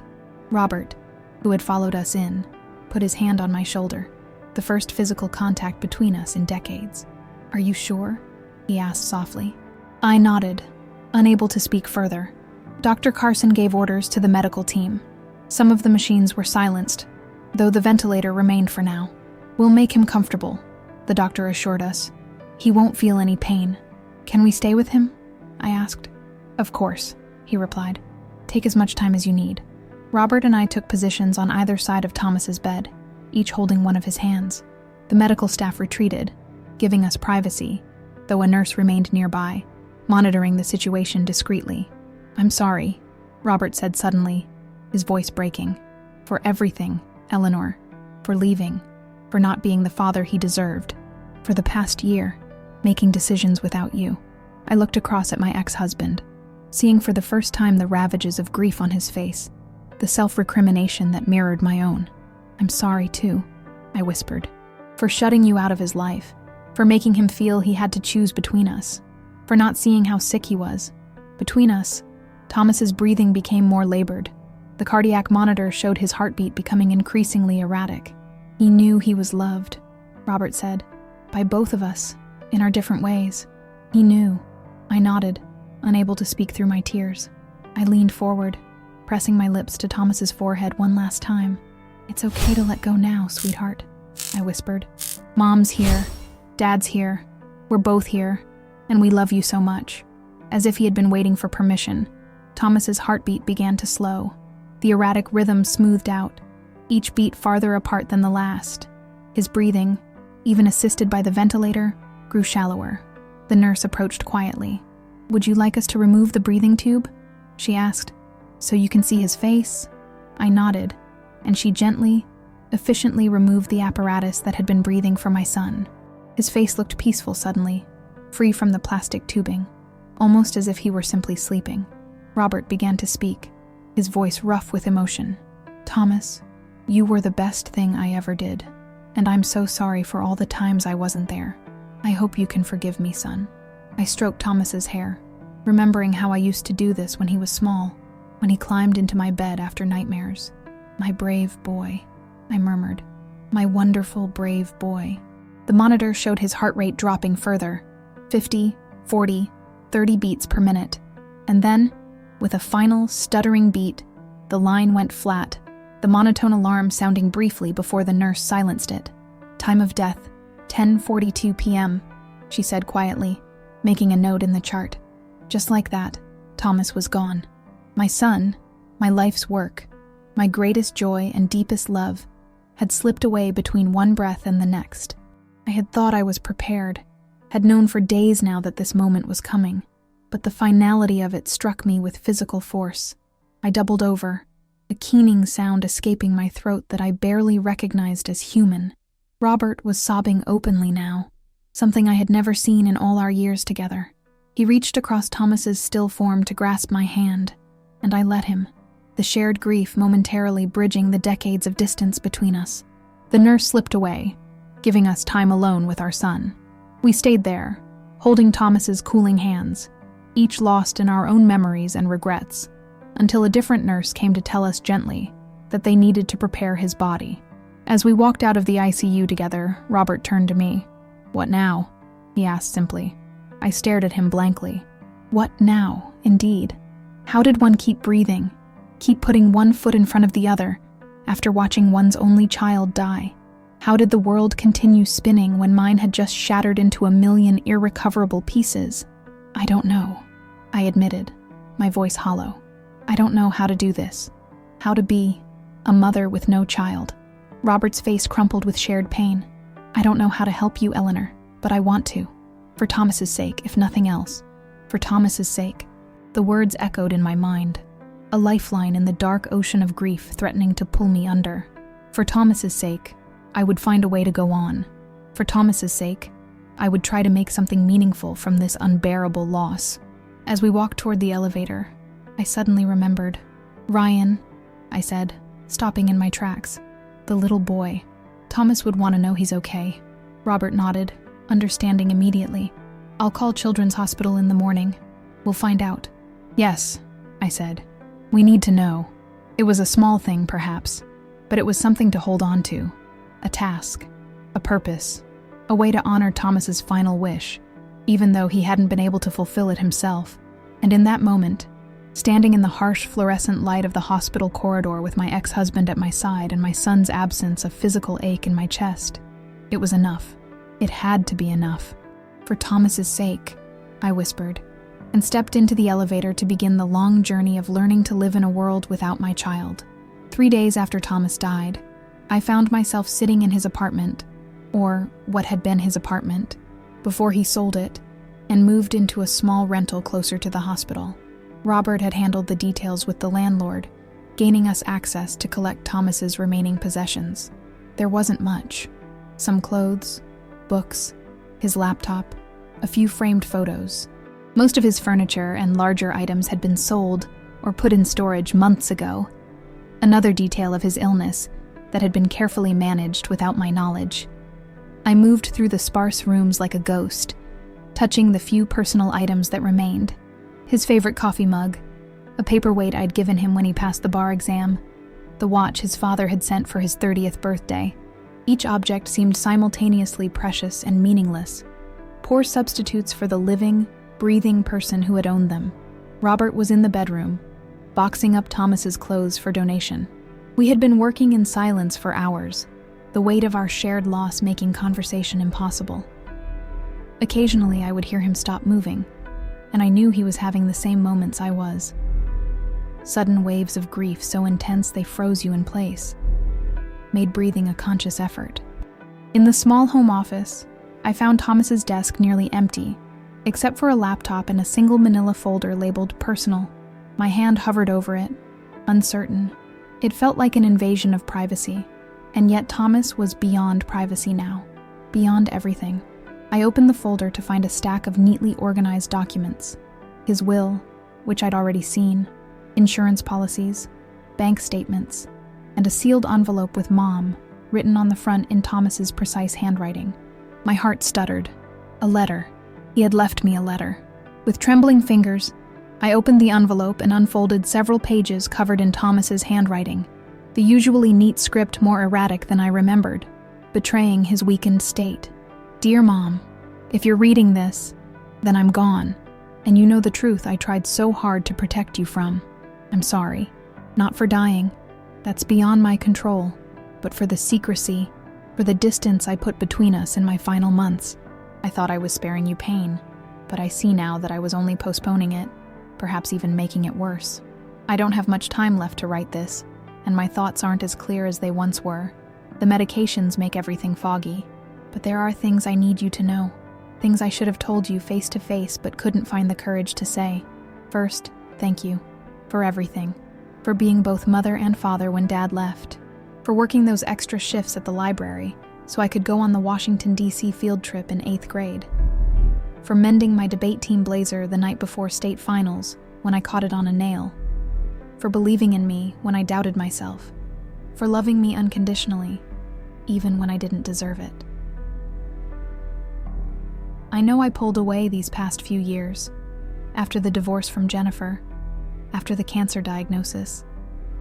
It wasn't because I didn't need you or want you in my life. It was because I needed you too much, and that terrified me.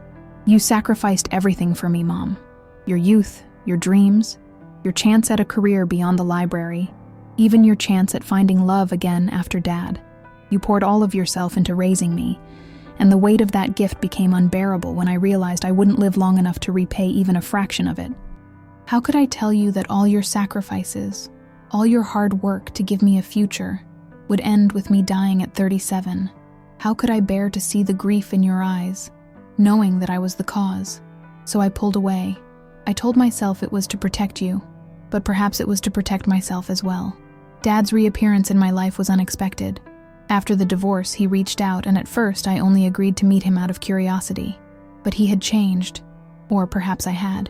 We found a way to talk to each other as adults, to build something new from the ruins of the past. When I got sick, he was there. And yes, he helped financially. But more importantly, he helped me face the reality of my diagnosis in a way I'm not sure I could have done with you. Because you never gave up on me, Mom. Not once in my entire life. And I couldn't bear the thought of you fighting for me, hoping for me, praying for me, when I knew there was no hope to be had. Dad had already disappointed me once. I could handle him being practical about my prognosis. But you would have moved mountains to save me, and watching you try and fail would have broken something in me that I needed to keep intact until the end. The kidney donation was important to me, maybe the most important thing I've ever done. I hope it happened as planned, that Ryan got his chance at the life I won't have. If not, if something went wrong, please find out what happened to him. It would mean everything to me to know he's okay. I've left most of my estate to you, but there are some specific bequests detailed in my will. A scholarship fund at the law school, donations to cancer research and the children's hospital, and a trust for Ryan and his family, to ensure his ongoing medical care is covered. Robert helped me set everything up. He'll explain the details. There's one more thing. In my desk drawer, you'll find a key to a safe deposit box at First National Bank. Inside is a manuscript, a book I've been working on for the past year. It's not finished, and it's probably not very good, but it was a way to process everything that was happening. A memoir, I guess, though that sounds pretentious. I'd like you to read it. Maybe finish it, if you feel up to it. It's my story, but it's your story too. All the parts you weren't there for, all the things I should have told you but didn't. I hope you can forgive me, Mom, for the silence, for the distance, for leaving you. Know that you were the best mother anyone could ask for, and any good that I've done in this world is because of you. I love you. I have always loved you, even when I couldn't show it properly. And whatever comes after this life, I will carry that love with me. Your son, Thomas. I don't know how long I sat there, Thomas's letter clutched in my hands, tears blurring the words I'd already committed to memory. Robert found me that way, kneeling on the floor beside Thomas's desk, rocking slightly as if I could soothe the raw wound of grief, with the simple motion mothers have used to comfort their children since time began. "Eleanor?" he said softly, kneeling beside me. "What is it?" Wordlessly, I handed him the letter. He read it in silence, his own eyes filling with tears. When he finished, he carefully folded the pages and returned them to me. "He loved you so much," Robert said, his voice rough with emotion, even when he couldn't show it. I nodded, unable to speak. The letter had broken something open inside me, not healing the grief. Nothing could do that, but allowing it to flow rather than remain dammed up behind shock and anger. "We should check the desk drawer," Robert said after a moment, "for the safe deposit box key." I rose on shaky legs and pulled open the drawer. Sure enough, a small envelope contained a key with a tag from First National Bank. Underneath it was a business card for Children's Hospital, with a name written on the back, Dr. Sarah Chen, transplant coordinator. "This must be Ryan's doctor," I said, showing Robert the card. He took it, examining it carefully. "We should call tomorrow, find out how the surgery went." "Yes," I agreed, tucking both the key and the card into my pocket alongside Thomas's letter. "Tomorrow." We finished boxing up Thomas's belongings in silence, each lost in our own thoughts. As we carried the few boxes to Robert's car, the reality of what we were doing, the final erasure of our son's physical presence in the world, hit me with renewed force. "I can't believe he's really gone," I whispered. standing in the empty apartment that already seemed to have forgotten Thomas had ever lived there. Robert's hand came to rest tentatively on my shoulder. "I know," he said simply. We drove to my house, where Robert helped carry the boxes inside. "Will you be okay?"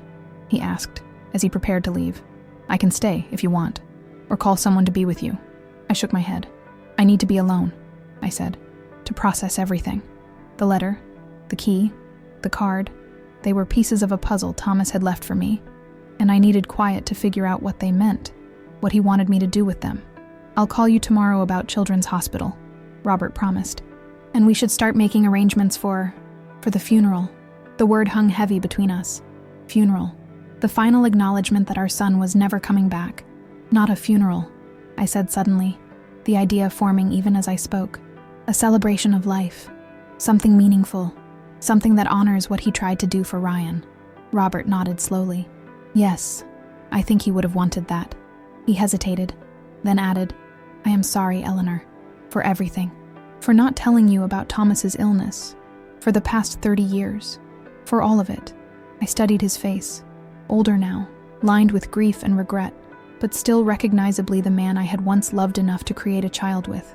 "I believe you," I said finally, "but I'm not ready to forgive you yet. Or myself." "I understand," he said, "and I believe that too. Good night, Eleanor." After he left, I sat in my quiet house surrounded by boxes of Thomas's belongings, his letter in my hands. Reading it again, certain phrases jumped out at me. The weight of that gift became unbearable. "I needed you too much, and that terrified me. You never gave up on me." Was that it? Had my love, my sacrifices, somehow become a burden to my son? Had my devotion made him feel he couldn't come to me with his illness because he feared disappointing me? The thought was a knife twist in my already broken heart. All I had ever wanted was to be everything Thomas needed, to fill the void left by his father's abandonment. But in trying to be both mother and father, in pouring all my hopes and dreams into him, had I inadvertently placed a weight on his shoulders that became too heavy to bear when he got sick? I moved to the kitchen, making tea I knew I wouldn't drink, going through the motions of normalcy as if they could anchor me in a world that had lost all meaning. My gaze fell on the refrigerator, where a single photograph was held by a magnet. Thomas at his law school graduation, smiling widely, his arm around my shoulders. I had been so proud that day, so certain that all my sacrifices had been worth it to see my son succeed. But what if they hadn't been sacrifices to me at all? What if they had been choices? Choices I would make again in a heartbeat, not because I expected anything in return, but because loving Thomas, raising Thomas, had been the greatest joy of my life. Something shifted inside me, a subtle realignment of perspective. Yes, I had given up certain opportunities to be the mother Thomas needed. Yes, I had worked extra shifts and gone without new clothes and poured my energy into his future rather than my own. But those weren't sacrifices made with the expectation of repayment. They were expressions of love, freely given. The realization didn't lessen my grief. Nothing could do that. But it did ease some of the confusion and hurt I felt about Thomas's decision to keep his illness from me. He hadn't rejected my love. He had been trying, in his own misguided way, to protect it, to shield me from what he saw as his failure to live up to all I had given him. My son, my brilliant, compassionate, stubborn son, had misunderstood the most fundamental truth of our relationship, that he didn't need to earn my love, to repay my sacrifices, to justify my devotion. He had been enough, more than enough, exactly as he was. And in his final act, trying to donate a kidney to save a child he'd never met, he had shown the world the essential truth I had always known. Thomas Miller had the biggest, most generous heart of anyone I had ever known, a heart that had now stopped beating, leaving the world a darker, colder place. I moved to my bedroom, Thomas's letter still clutched in my hand, and lay down fully clothed on top of the bedspread. Exhaustion pulled at me, but I resisted sleep, afraid of what dreams might come. Instead, I stared at the ceiling, wondering what the next day would bring, how I would face it without the knowledge that somewhere in the world, my son was alive, breathing, thinking, being. But as the night deepened around me, Thomas's words from his letter echoed in my mind. Please find out what happened to him. It would mean everything to me to know he's okay. His final request, his last wish, to know what happened to Ryan. the child he had tried to save. And suddenly, I had a purpose again, a reason to get up tomorrow, to make the calls, to keep breathing through the suffocating grief. Thomas had left me not just memories and possessions, but a mission, a way to honor his life by fulfilling his final wish. I would find Ryan. I would make sure he was okay. And somehow, through this connection to the child Thomas had been willing to give a piece of himself to save, I would find a way to keep my son's spirit alive in the world. With that resolution, I finally surrendered to sleep. Thomas's letter pressed against my heart like a talisman. My last conscious thought was a promise, whispered into the darkness. I'll find him, Thomas. I promise. The next morning, I woke with a clarity and purpose I hadn't felt since finding Thomas's name on that hospital donor list. My grief hadn't diminished. If anything, it had deepened overnight, settling into my bones like a chronic illness I would carry forever. But alongside it was a new determination, a focus that gave shape to the formless days stretching ahead of me. I showered and dressed with deliberate care, choosing clothes I might wear to the library, rather than the sweatpants and t-shirts I'd been living in at the hospital. As I made coffee in the kitchen, I glanced at the calendar hanging beside the refrigerator, a simple flip calendar showing only one day at a time. Today was Thursday, October 17th, 1 week since I'd discovered Thomas was sick, 5 days since my 65th birthday, the forgotten celebration that had set everything in motion. It seemed impossible that my entire world had collapsed in the space of a week, that I had gone from a lonely but stable existence to this new reality where I was a mother without a child, a caretaker with no one left to care for. But Thomas had given me something to do, a task to focus on. First, I would call Children's Hospital about Ryan. Then I would visit the bank to retrieve whatever manuscript Thomas had left in the safe deposit box. One step at a time, one foot in front of the other. I could do this. I had to do this. I was reaching for my phone to make the call when it rang in my hand. "Robert, I just spoke with Dr. Chen at Children's," he said without preamble. "About Ryan."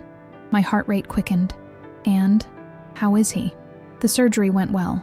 The kidney they found, it was a closer match than Thomas's would have been. They're cautiously optimistic about his recovery." A weight I hadn't realized I was carrying lifted slightly. That's good news. Would it be possible to visit him? To meet his family? Robert hesitated. I asked about that. Dr. Chen said organ donations are usually anonymous, but given the circumstances, Thomas's intention to donate, his passing, she thinks an exception might be possible. She'd need to speak with Ryan's parents first, get their permission. Of course, I agreed quickly. I wouldn't want to intrude, but if they're willing, she's going to call them today and get back to me, Robert assured me. "I'll let you know as soon as I hear anything." After we hung up, I sat at my kitchen table, staring into my cooling coffee. Ryan was doing well. The kidney he'd received was an even better match than Thomas's would have been. There was a strange comfort in that, as if the universe had stepped in where my son could not, ensuring the child would be saved even as Thomas was lost. With that first task at least partially accomplished, I turned to the second, the safe deposit box. The bank opened at 9. I had just enough time to finish my coffee and drive downtown. At First National, I presented the key and my identification to a solemn-faced clerk who led me to a private room after retrieving the box. Left alone, I opened it with hands that shook only slightly. Inside was a thick manila envelope and a smaller white one. I opened the white envelope first, finding another handwritten note from Thomas. "Mom, I'm not sure if this manuscript will ever be worth publishing, but if you think it might help others in similar situations, I've left contact information for my literary agent friend, Mark Salinger. He said he'd look at it as a favor to me. But really, this is for you." My attempt to explain myself, to share the parts of my life I kept hidden, not just my illness, but my thoughts, my fears, my hopes, the things we never seemed to find time to talk about. "I love you, Thomas." I set the note aside and opened the manila envelope, pulling out a thick stack of papers, easily 300 pages, printed and bound with a simple black binder clip. The title page read, "Before the End, A Son's Memoir," by Thomas Miller. My breath caught. A memoir. My son had written a book, an account of his life, his illness, his thoughts as he faced death, a gift beyond price, his voice preserved on the page, his words continuing even after he could no longer speak them. I started to read, right there in the bank's private room, losing track of time as I immersed myself in Thomas's words. The memoir began with his diagnosis, that terrible moment when a persistent stomach pain and unexpected weight loss led to tests, then more tests, and finally the devastating news: stage 4 pancreatic cancer, already spread to his liver, inoperable, terminal. He wrote about those first days with unflinching honesty, the shock, the disbelief, the rage at the unfairness of it all. He was 36 then, at the peak of his career, his divorce from Jennifer still fresh but healing. He had plans, ambitions, a future that stretched decades ahead, and suddenly, that future had been compressed into months. I read about his decision not to tell me, his rationalization that I had suffered enough, carried enough burdens. He described calling his father instead, the awkward conversation that somehow led to reconciliation, to a new relationship forged in crisis. I called Dad because I could bear his disappointment, Thomas wrote. I'd lived with it my whole life, after all. But Mom's grief, her pain, I couldn't face being the cause of that. She'd given up everything for me, and how was I repaying her? By dying before she did, by making her bury her only child. It seemed like the ultimate failure as a son. The words pierced me, confirming what I had begun to suspect from his letter. Thomas had kept his illness from me not out of cruelty or indifference, but from a misguided desire to protect me, and from a deep-seated fear that he had somehow failed me by getting sick, by not living long enough to make all my sacrifices worth it. As if any sacrifice was too great for the privilege of being his mother, even for the brief time I'd had him. I continued reading, learning about the early treatments, the hope that quickly faded, the experimental protocols that bought weeks or months, but not the years he needed. Thomas wrote about his colleagues at the law firm, their awkward sympathy that eventually gave way to avoidance as his illness progressed. About Jennifer, his ex-wife, who came back into his life as a friend and advocate when she learned of his diagnosis, using her medical connections to help him navigate treatment options. And then, about halfway through the manuscript, I found the chapter that changed everything. It was titled simply, Ryan.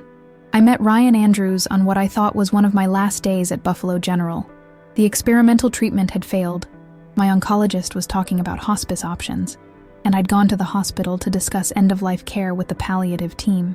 As I sat in the waiting room, I noticed a small boy in a wheelchair across from me, playing a handheld video game. He couldn't have been more than 7 or 8, but he had an old soul's eyes and a too pale face. His mother sat beside him, her own face lined with the particular exhaustion I'd come to recognize in the hospital. Not the temporary tiredness of a bad night's sleep, but the bone-deep weariness of prolonged crisis. I'd seen it in my own face in the mirror, in the faces of other cancer patients and their families. The look of people hanging on by their fingernails, day after day, with no end in sight. The boy looked up from his game and caught me watching him. Instead of looking away, he smiled, a bright, genuine smile that transformed his thin face. "Do you like Mario Kart?" he asked, holding up his game console. I nodded, returning his smile. "I used to play it all the time when I was about your age." "Really? It's super old, but it's still the best." He tilted his head, studying me with the direct curiosity of a child. "Are you sick too?" Before I could answer, his mother intervened. "Ryan, that's not polite to ask." "It's okay," I assured her, then turned back to Ryan. "Yes, I'm sick, but not the same way you are, I think. I need a new kidney," he said matter-of-factly. "Mine don't work right. Never have. That's why I'm small for my age and have to come here all the time for dialysis." He made a face. "It's boring." His mother gave me an apologetic smile. "He's been on the transplant list since he was 3. We're still waiting for a match." Something about their situation, the long wait, the mother's exhaustion, the boy's resilience, resonated with me. We chatted while waiting for our respective appointments. I learned that Ryan's parents were both teachers, that he loved science and Spider-Man comics, that he'd never been able to go swimming or play sports like other kids because of his condition. When the nurse called his name, Ryan high-fived me before being wheeled away. "Hope you feel better, mister." I didn't think much more about the encounter until a few days later, when Jennifer called me. She'd been keeping tabs on my case, still listed as my emergency medical contact at the hospital. When I told her about the failed treatment, about the shift toward palliative care, she was silent for a long moment. "So that's it?" she finally asked. "You're just giving up?" "It's not giving up," I argued. "It's accepting reality. The cancer's spreading. The treatments aren't working. I'd rather have a few decent months than spend my remaining time sick from chemo that isn't helping anyway." Another pause then. "What about doing something meaningful with the time you have left?" "Like what? Climbing Everest? Writing my memoirs?" I forced a laugh. "I'm a bit limited in my bucket list options at this point, Jen." What about organ donation?" she asked quietly. "Living donation, I mean. Before the end." I was taken aback. "Is that even possible? With the cancer?" "It depends," she said, her voice taking on the clinical tone she used when discussing medical matters. "Some organs would be ruled out, yes. But a kidney? Possibly. Your kidney function is still good. It's one of the few things the cancer hasn't affected yet. And a living kidney donation doesn't require you to be completely healthy otherwise." I thought about it for all of 2 seconds before asking, "Do you know someone who needs a kidney?" There was a smile in her voice when she answered. "As a matter of fact, I do. A pediatric patient I've been consulting on. 7 years old, on dialysis since he was 3. Rare blood type that makes finding a match difficult. Sound familiar?" "Ryan, the boy from the waiting room." "What's his blood type?" I asked, though I already suspected the answer. "AB negative. One of the rarest. Less than 1% of the population. Same as mine," I said softly. "I know," Jennifer replied. "I'm still listed as your emergency contact, remember? I have access to your medical records. When I saw Ryan's case, the blood type jumped out at me. It's a long shot, but I want to do it," I said immediately. "If I'm a match, if it's possible, I want to do it." And just like that, I had a purpose again. Something to live for, even if only for a little while longer. The testing process began the next day. Tissue typing, cross-matching, medical evaluations to determine if I was healthy enough despite the cancer to undergo the surgery and recover adequately. The transplant team was skeptical at first. A terminal cancer patient as an organ donor? It was unusual to say the least. But as the test results came back, showing my kidney function was excellent, and I was a surprisingly good match for Ryan, they began to come around. Dad was supportive from the start. He understood my need to do something meaningful with the time I had left, to leave something good behind. The transplant surgeon, Dr. Patel, became an advocate for me with the ethics committee, arguing that while my situation was unconventional, the potential benefit to Ryan outweighed the risks. Throughout all of this, I thought constantly about telling Mom. Every time my phone rang, I half hoped it would be her somehow knowing, somehow sensing that her son needed her. But how could she? I'd maintained the fiction of my healthy, busy life in our increasingly infrequent conversations. And the more time passed, the harder it became to imagine making that call, hearing her voice break when I told her the truth. So I didn't call. I told myself it was kindness, protection. I told myself I would tell her after the kidney donation, when I began hospice care. I would explain everything then, ask for her forgiveness, spend my final weeks reconnecting. But life, as I was learning in the harshest possible way, doesn't always follow our carefully laid plans. I stopped reading, my vision blurred by tears. This was it, the missing piece of the puzzle, the explanation for Thomas's secrecy. He had found purpose in his final months, not in his law career, not in bucket list adventures, but in the chance to save a child's life.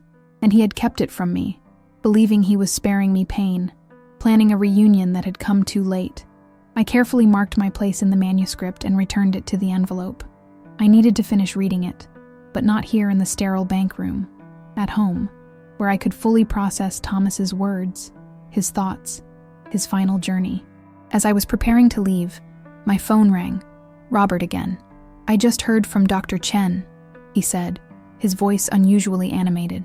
"Ryan's parents have agreed to meet us, tomorrow afternoon if that works for you.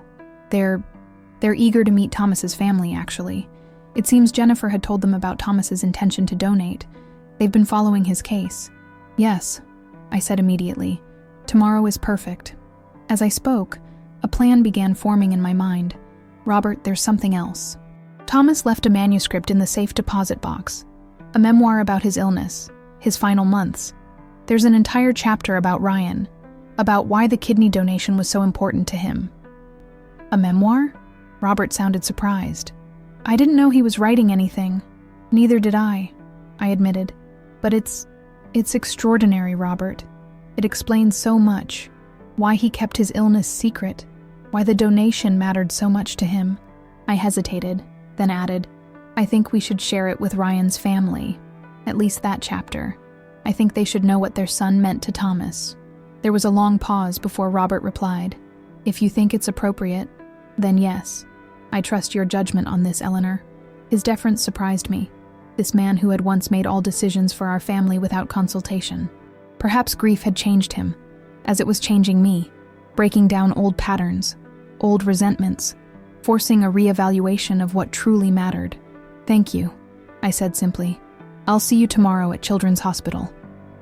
That night, I sat in my living room surrounded by Thomas's belongings, his books, his clothes, the few personal items we'd retrieved from his apartment, and continued reading his memoir. He wrote about the weeks leading up to the scheduled kidney donation, about his deteriorating health carefully hidden from the transplant team, about his fear that he might not be strong enough to go through with the surgery when the time came. And he wrote about me, page after page of memories from his childhood, reflections on our relationship, regrets about the distance that had grown between us in recent years. Reading his words, I felt I was truly seeing my son as he had been, not just the child I had raised or the successful lawyer he had become, but the complete person, with all his complexities, fears, and hopes. When I finally finished reading near dawn, I sat with the manuscript in my lap, feeling both hollowed out and strangely filled. Thomas was gone, yet here was his voice, his thoughts, his heart laid bare on the page. He had left me not just memories, but a roadmap to understanding him, and perhaps, through that understanding, a way to carry his spirit forward. Later that morning, I carefully selected the chapter about Ryan, made copies, and placed them in a folder. Then I chose an outfit appropriate for an important meeting, something Thomas would have approved of. A simple blue dress that brought out my eyes that I had passed on to my son.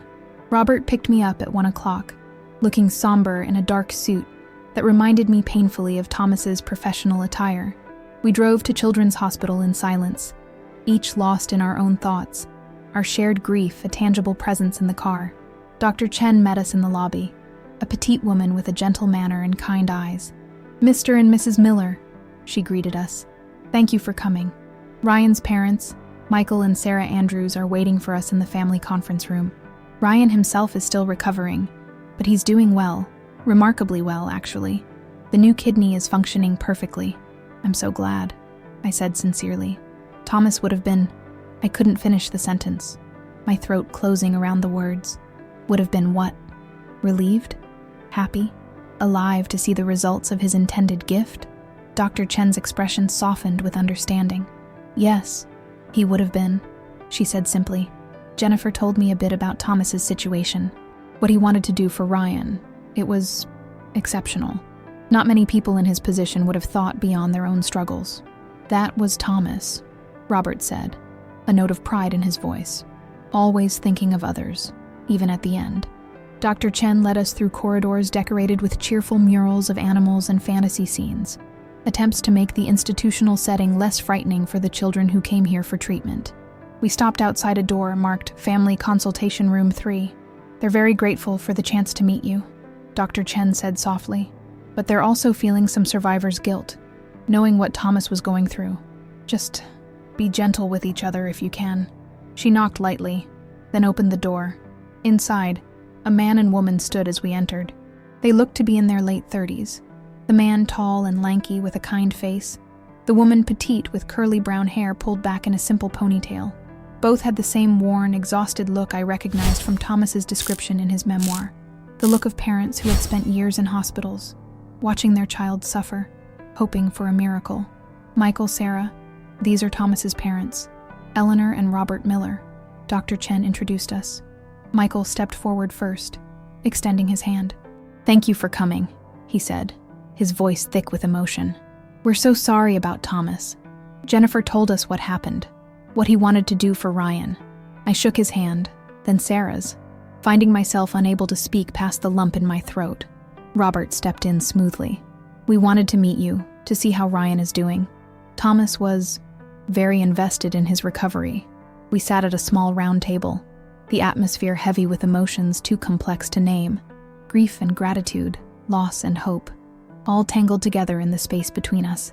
"Ryan's doing wonderfully," Sarah said, her eyes bright with unshed tears. "The new kidney is functioning better than the doctors expected. He's already asking when he can go swimming, something he's never been able to do before. He's a special boy," I managed to say. Thomas thought so too. They looked surprised. "Thomas knew Ryan?" Michael asked. I nodded, pulling the folder from my bag. "They met here at the hospital briefly. It made quite an impression on Thomas." I slid the folder across the table. Thomas left behind a memoir about his illness, his final months. There's an entire chapter about Ryan, about why the kidney donation became so important to him. I thought you might want to read it, to know what your son meant to mine. Sarah's hand trembled as she accepted the folder. "Thank you," she whispered. I don't have words." "We brought something for Thomas, too," Michael said, reaching for a large envelope propped against his chair. "Ryan made this when he heard about Thomas. He never got to thank him personally, but he wanted to honor him somehow." He opened the envelope and removed a large, colorful drawing. In a child's careful hand, it depicted two figures, a small boy in a hospital gown and a tall man in a suit, standing together with arms upraised in superhero poses. Above them, in rainbow letters, were the words, "My hero Thomas." A sound escaped me, something between a laugh and a sob. "Thomas loved superheroes when he was Ryan's age," I said, tracing the bright colors with my fingertip. "Spider-Man was his favorite. Ryan's too," Sarah said with a watery smile. When Jennifer told us about Thomas, about what he wanted to do despite his own illness, Ryan declared him better than Spider-Man. High praise from a 7-year-old superhero expert. As we continued talking, sharing stories about Thomas and Ryan, something remarkable happened. The weight of grief I had been carrying didn't disappear. Nothing could make that burden vanish completely, but it shifted, transformed. In that room, with these strangers who were connected to us through the most profound kind of gift, I felt Thomas's presence more strongly than I had since his death. My son was gone, but the ripples of his intended kindness, his final act of generosity, continued to spread outward. He had touched this family's life, given them hope during their darkest hours, and in return, they were giving me something I had thought lost forever, a continuing connection to my child, a sense that his life, though too short, had mattered profoundly. As we prepared to leave, Sarah hesitated, then asked, "Would you like to meet Ryan? He's still in recovery, but he's awake, feeling much better. He's been asking about Thomas's family." I glanced at Robert, who nodded encouragement. "We'd be honored," I said. Dr. Chen led us to Ryan's room, explaining that we could stay only a few minutes to avoid tiring him. When we entered, I saw a small figure in a hospital bed that seemed too large for him. Despite the IV lines and monitoring equipment, Ryan's face lit up with curiosity when he saw us. "Are you Thomas's mom and dad?" he asked directly, his voice surprisingly strong for someone who had undergone major surgery just days before. "Yes, we are," I answered, moving closer to his bed. "And you must be Ryan. We've heard a lot about you." He nodded solemnly. "I'm sorry Thomas died. Mom says he was very sick, even sicker than me, but he still wanted to give me his kidney." His brow furrowed with the particular intensity of a child grappling with difficult concepts. That's the bravest thing ever, isn't it? Like when superheroes sacrifice themselves to save others? "Yes," Robert said, his voice husky with emotion. "Just like that." Ryan studied us for a moment, then declared, "I'm going to get better really fast with my new kidney, and when I grow up, I'm going to be a doctor like Dr. Chen and help people like Thomas. I promise." Looking into his earnest face, seeing the determination there, I felt something crack open inside me. Not the shattering pain of loss, but something else. Something that felt almost like hope. This child, this vibrant, resilient boy, would carry forward something of Thomas's spirit in his renewed life. "I think Thomas would be very proud to hear that," I told him, meaning every word. As we said our goodbyes, promising to stay in touch with Ryan's family, I realized I had found what Thomas had tried to leave me, not just memories or possessions, but a living legacy, a connection to a future he wouldn't see, but had helped make possible. And in that realization was power, not over death or loss or grief, which would always remain beyond my control, but over how I chose to carry Thomas's memory forward, not as a burden of sorrow, but as an inspiration, a guide for whatever time I had left. That night, as I placed Ryan's drawing carefully on my mantle beside a photo of Thomas, I felt my son's presence almost tangibly in the quiet room. "I found him," I whispered to that presence. "I kept my promise, and I won't let you be forgotten, Thomas. Not ever." In the weeks that followed my meeting with Ryan and his family, grief continued its unpredictable assault, ambushing me in grocery store aisles when I automatically reached for Thomas's favorite cereal, or during quiet evenings when the silence of my empty house became too loud to bear. But alongside the grief, something else was growing. Purpose. Thomas's memoir had become my lifeline. I read and reread it, finding new insights each time, discovering facets of my son I had never fully appreciated during his life. The manuscript ended abruptly about 3/4 of the way through, the last pages written in an increasingly shaky hand as his condition worsened. The final paragraph simply trailed off mid-sentence, as if Thomas had been called away suddenly, intending to return and finish his thought but never getting the chance. That unfinished quality haunted me. It seemed emblematic of Thomas's life itself, cut short, incomplete, with so much left undone. One restless night, unable to sleep, I found myself at my desk with Thomas's manuscript open before me. Without consciously deciding to do so, I picked up a pen and began to write, continuing where he had left off.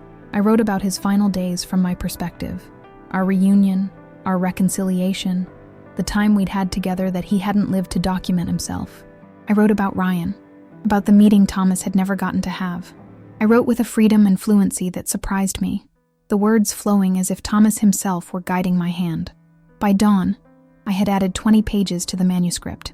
Reading them over in the gray morning light, I was struck by how seamlessly my voice blended with Thomas's. Different in tone and perspective, certainly, but complementary, the mother completing what the son had begun. Over breakfast, an idea began to form, nebulous at first, then taking shape with increasing clarity. Thomas had mentioned a literary agent friend in his note, someone who had expressed interest in the memoir. What if I finished it? What if I brought Thomas's story into the world, ensuring that his voice, his experience, his wisdom weren't lost? The thought energized me in a way nothing had since Thomas's death. I called Robert later that morning, surprising both of us with my newfound animation. "I want to complete Thomas's memoir," I told him without preamble. "Not just for Ryan's family, but for publication." Thomas mentioned a literary agent, Mark Salinger. "I want to contact him." There was a pause before Robert replied, his tone cautious. "Are you sure, Eleanor? Publishing is a complicated business, and the memoir contains some very personal information about all of us." "I'm aware of that," I said, a hint of the old steel returning to my voice. "But this is Thomas's final legacy. His words deserve to be heard. And if his story could help others facing similar situations, patients, families, isn't that worth whatever discomfort we might feel about our privacy?" Another pause, longer this time. Then, to my surprise, Robert chuckled softly. "You sound just like him, you know. That same determination, that same belief that truth matters more than comfort." He sighed. "All right, if this is what you want, what you think Thomas would want, I'll support you. I have some publishing contacts of my own who might be helpful." "Thank you," I said, genuinely grateful for his support. "But I want to try Thomas's connection first. Mark Salinger. Do you know how I can reach him?" "I'll ask Jennifer," Robert promised. "She might know."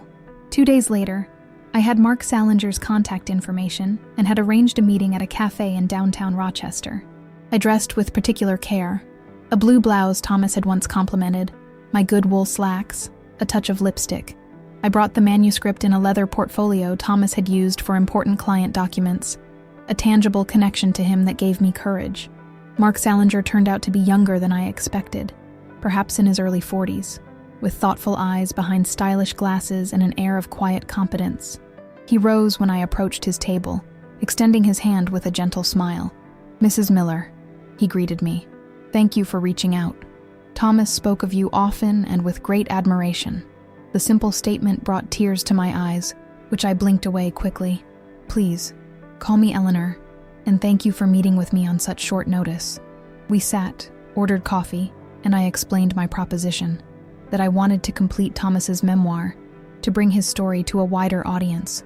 Mark listened attentively, his expression giving little away. May I see what you have so far? He asked when I finished speaking. I handed him the portfolio, watching anxiously as he read through sections of the manuscript, including my recent additions. His face remained impassive, but I noticed he lingered over certain passages, rereading them with heightened attention. Finally, he closed the portfolio and looked up at me. This is exceptional work, Eleanor. Both Thomas's original writing and your continuation. There's a rawness, an honesty that can't be faked. He leaned forward, his expression intense. Publishing is never a sure thing, but I believe this memoir has real potential, not just as a cancer story or an end-of-life narrative, but as a profound exploration of family, forgiveness, and purpose. Hope fluttered in my chest. So you'll help me? I'd be honored to represent this project, he said solemnly, for Thomas and for you. But I want to be clear about the road ahead. We'll need to finish the manuscript, find the right publisher. The process can take months, sometimes years. I have time, I said simply, and this is the most important work I could be doing right now.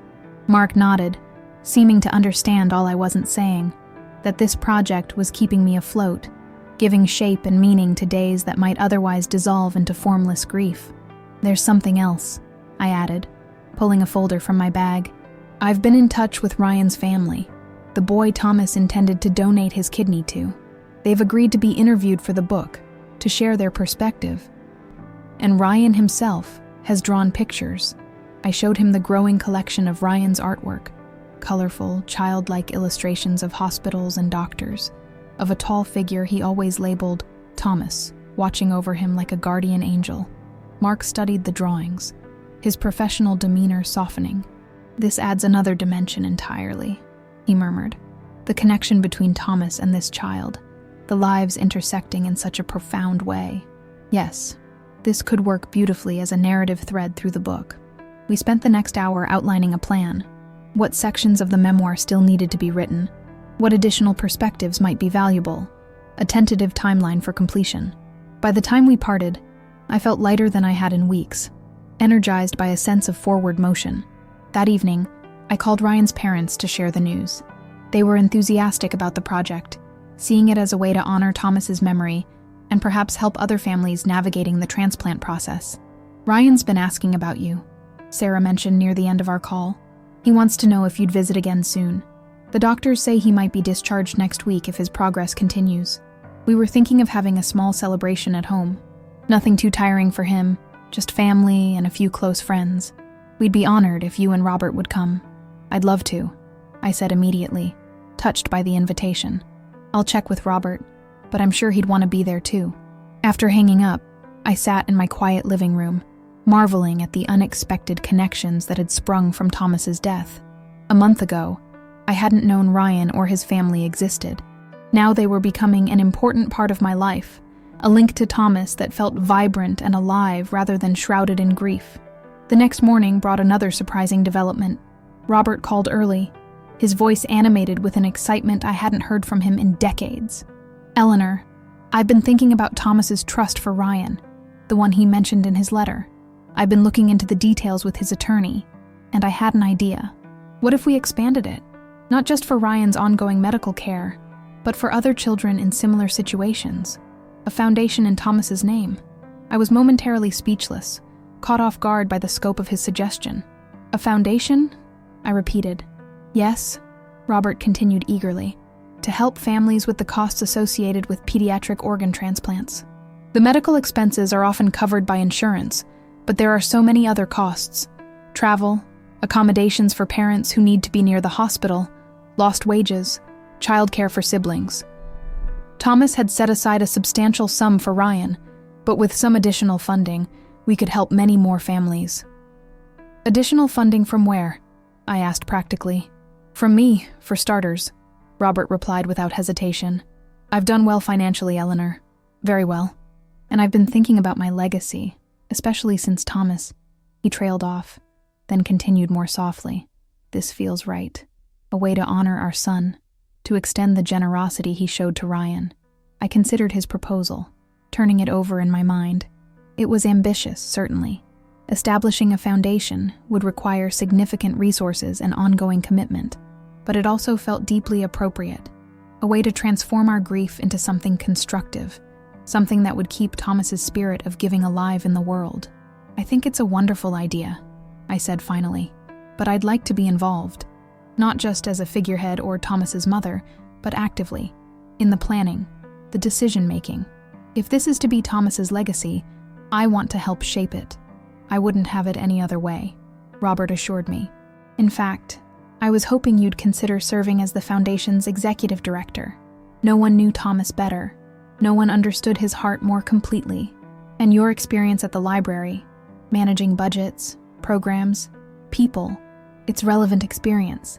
I nearly laughed at the idea of my modest librarian skills translating to running a foundation, but stopped myself. Why not?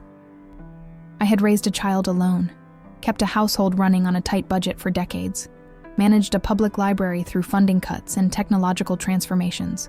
I was organized, detail-oriented, and now, newly passionate about a cause. "I'll need to learn a lot," I said cautiously, "about nonprofits, about transplant issues, about fundraising. We'll get you whatever support you need," Robert promised. "Consultants, advisors, staff. The important thing is the vision, Eleanor, and that's something you and I share. A vision of continuing what Thomas started." Later that day, as I worked on the memoir, adding a section about the planned foundation, I realized that something fundamental had shifted within me. I was no longer simply reacting to Thomas's death, passively enduring the grief. I was actively building something from it, creating meaning from the seemingly senseless loss. It wasn't that the pain had diminished. I still woke each morning with the hollow ache of his absence, still found myself reaching for the phone to call him with news before remembering he was gone. But alongside the pain, now ran a current of purpose, of determination. Thomas had tried to protect me by keeping his illness secret. I would honor him by bringing his story into the light, by extending his legacy of generosity beyond what even he might have imagined. Over the next few weeks, my days took on a new rhythm. Mornings were devoted to the memoir, writing, editing, interviewing Ryan's family, consulting with Mark Salinger about structure and narrative flow. Afternoons were increasingly filled with foundation planning, meetings with Robert and Thomas's attorney, research on similar organizations, discussions about mission statements and governance structures. The library granted me an extended leave of absence, my colleagues stepping in to cover my responsibilities with an outpouring of support that touched me deeply. Many of them had known Thomas from his childhood visits, had watched him grow from a solemn boy who lost himself in books to the confident young man who still stopped by to chat whenever he visited me at work. One unexpected challenge arose when Robert suggested naming the foundation after Thomas. "The Thomas Miller Foundation for Pediatric Transplant Families," he proposed during one of our planning sessions. Direct, clear about its purpose, honoring Thomas. I hesitated, uncomfortable with the idea, though I couldn't immediately articulate why. "It feels, I don't know, too focused on Thomas himself," I said finally. "He was never one to seek recognition or put himself at the center of attention." Robert considered this, nodding slowly. "You're right. He'd probably hate having his name on letterhead." He thought for a moment. "What about something that captures the spirit of what he tried to do for Ryan? The Second Chance Foundation? The New Life Project?" "Bridge of Life," I suggested suddenly, the name coming to me with unexpected clarity, because that's what organ donation is, a bridge from one life to another, from donor to recipient, from illness to health, from despair to hope. Robert's expression softened. "Bridge of Life," he repeated. "It's perfect, Eleanor. Exactly right." As we continued planning the foundation, I found myself spending more time with Robert than I had in decades. Our shared grief and common purpose gradually eased the old tensions between us. We would never recapture what we'd lost. Too much water under the bridge, too many years of separate lives. But we were forging something new, a partnership based on mutual respect and our enduring love for our son. Ryan's homecoming celebration marked a significant milestone in my healing process. The Andrews' modest house was decorated with welcome home banners and blue balloons. Ryan's favorite color. Ryan himself, though still thin and moving carefully, looked transformed from the pale child I'd met in the hospital. His cheeks had more color, his eyes brighter with the particular exuberance of a child who has known illness and is now experiencing the precious gift of improving health. He spotted me the moment I entered the living room, breaking into a wide smile. "Ms. Eleanor, you came." He hurried over as quickly as his recovering body allowed, throwing his arms around my waist in an enthusiastic hug that brought tears to my eyes. "Of course I came," I said, returning his embrace gently, mindful of his still healing surgical incision. "I wouldn't have missed your big day for anything." Throughout the afternoon, I watched Ryan with his family and friends, playing board games, opening gifts, enjoying cake and ice cream in small, careful portions approved by his mother. His life was still circumscribed by medication schedules and dietary restrictions, but the difference was palpable. Before the transplant, his existence had been defined by what he couldn't do. Now, it was expanding into new possibilities. "He's asking when he can start swimming lessons," Sarah confided, as we watched Ryan showing off his get-well cards to a friend. "The doctors say he can try in about 3 months, once the incision is fully healed and his immune suppression is properly regulated." "Thomas loved to swim," I told her, the memory surfacing unexpectedly. "We lived near a lake when he was growing up. He was like a fish in the water." I hesitated, then added, "I have some of his old swimming medals in storage. I'd like Ryan to have them, if that wouldn't be too strange." Sarah's eyes filled with tears. "He'd be honored," she said softly. "He talks about Thomas all the time, asks questions about what he was like as a boy. I think," she paused, searching for the right words, "I think he feels a special connection, knowing what Thomas wanted to do for him." "I feel it too," I admitted.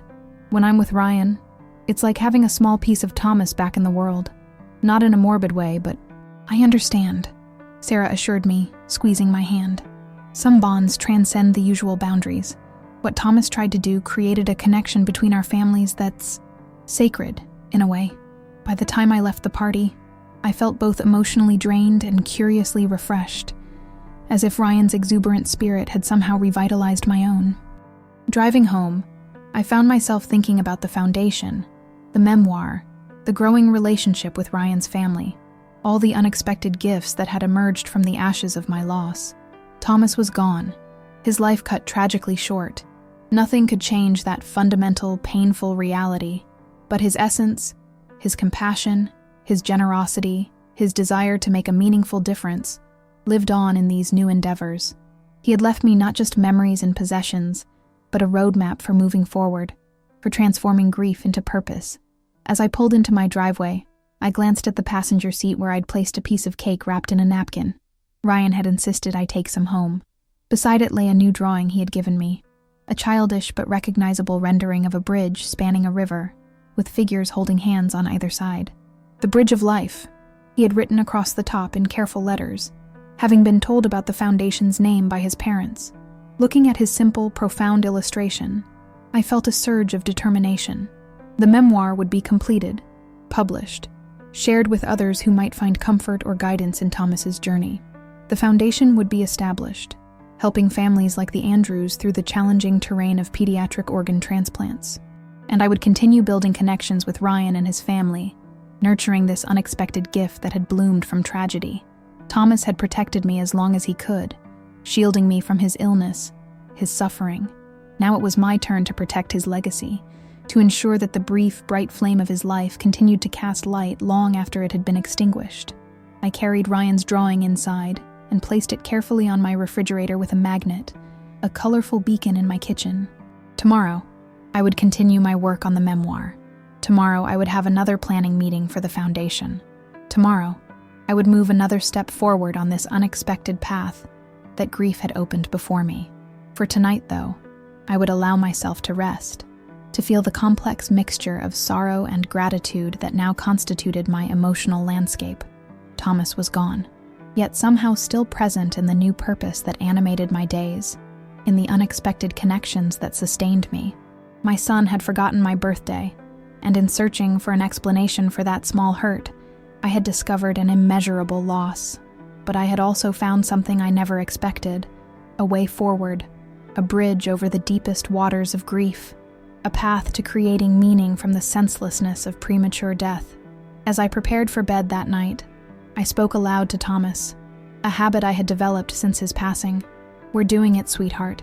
We're building something beautiful from all of this pain. I think you'd be proud." I paused, then added softly, "I know I am." 6 months after Thomas's death, I stood at a podium in the grand ballroom of Rochester's finest hotel, looking out over a sea of faces, some familiar, many unknown to me.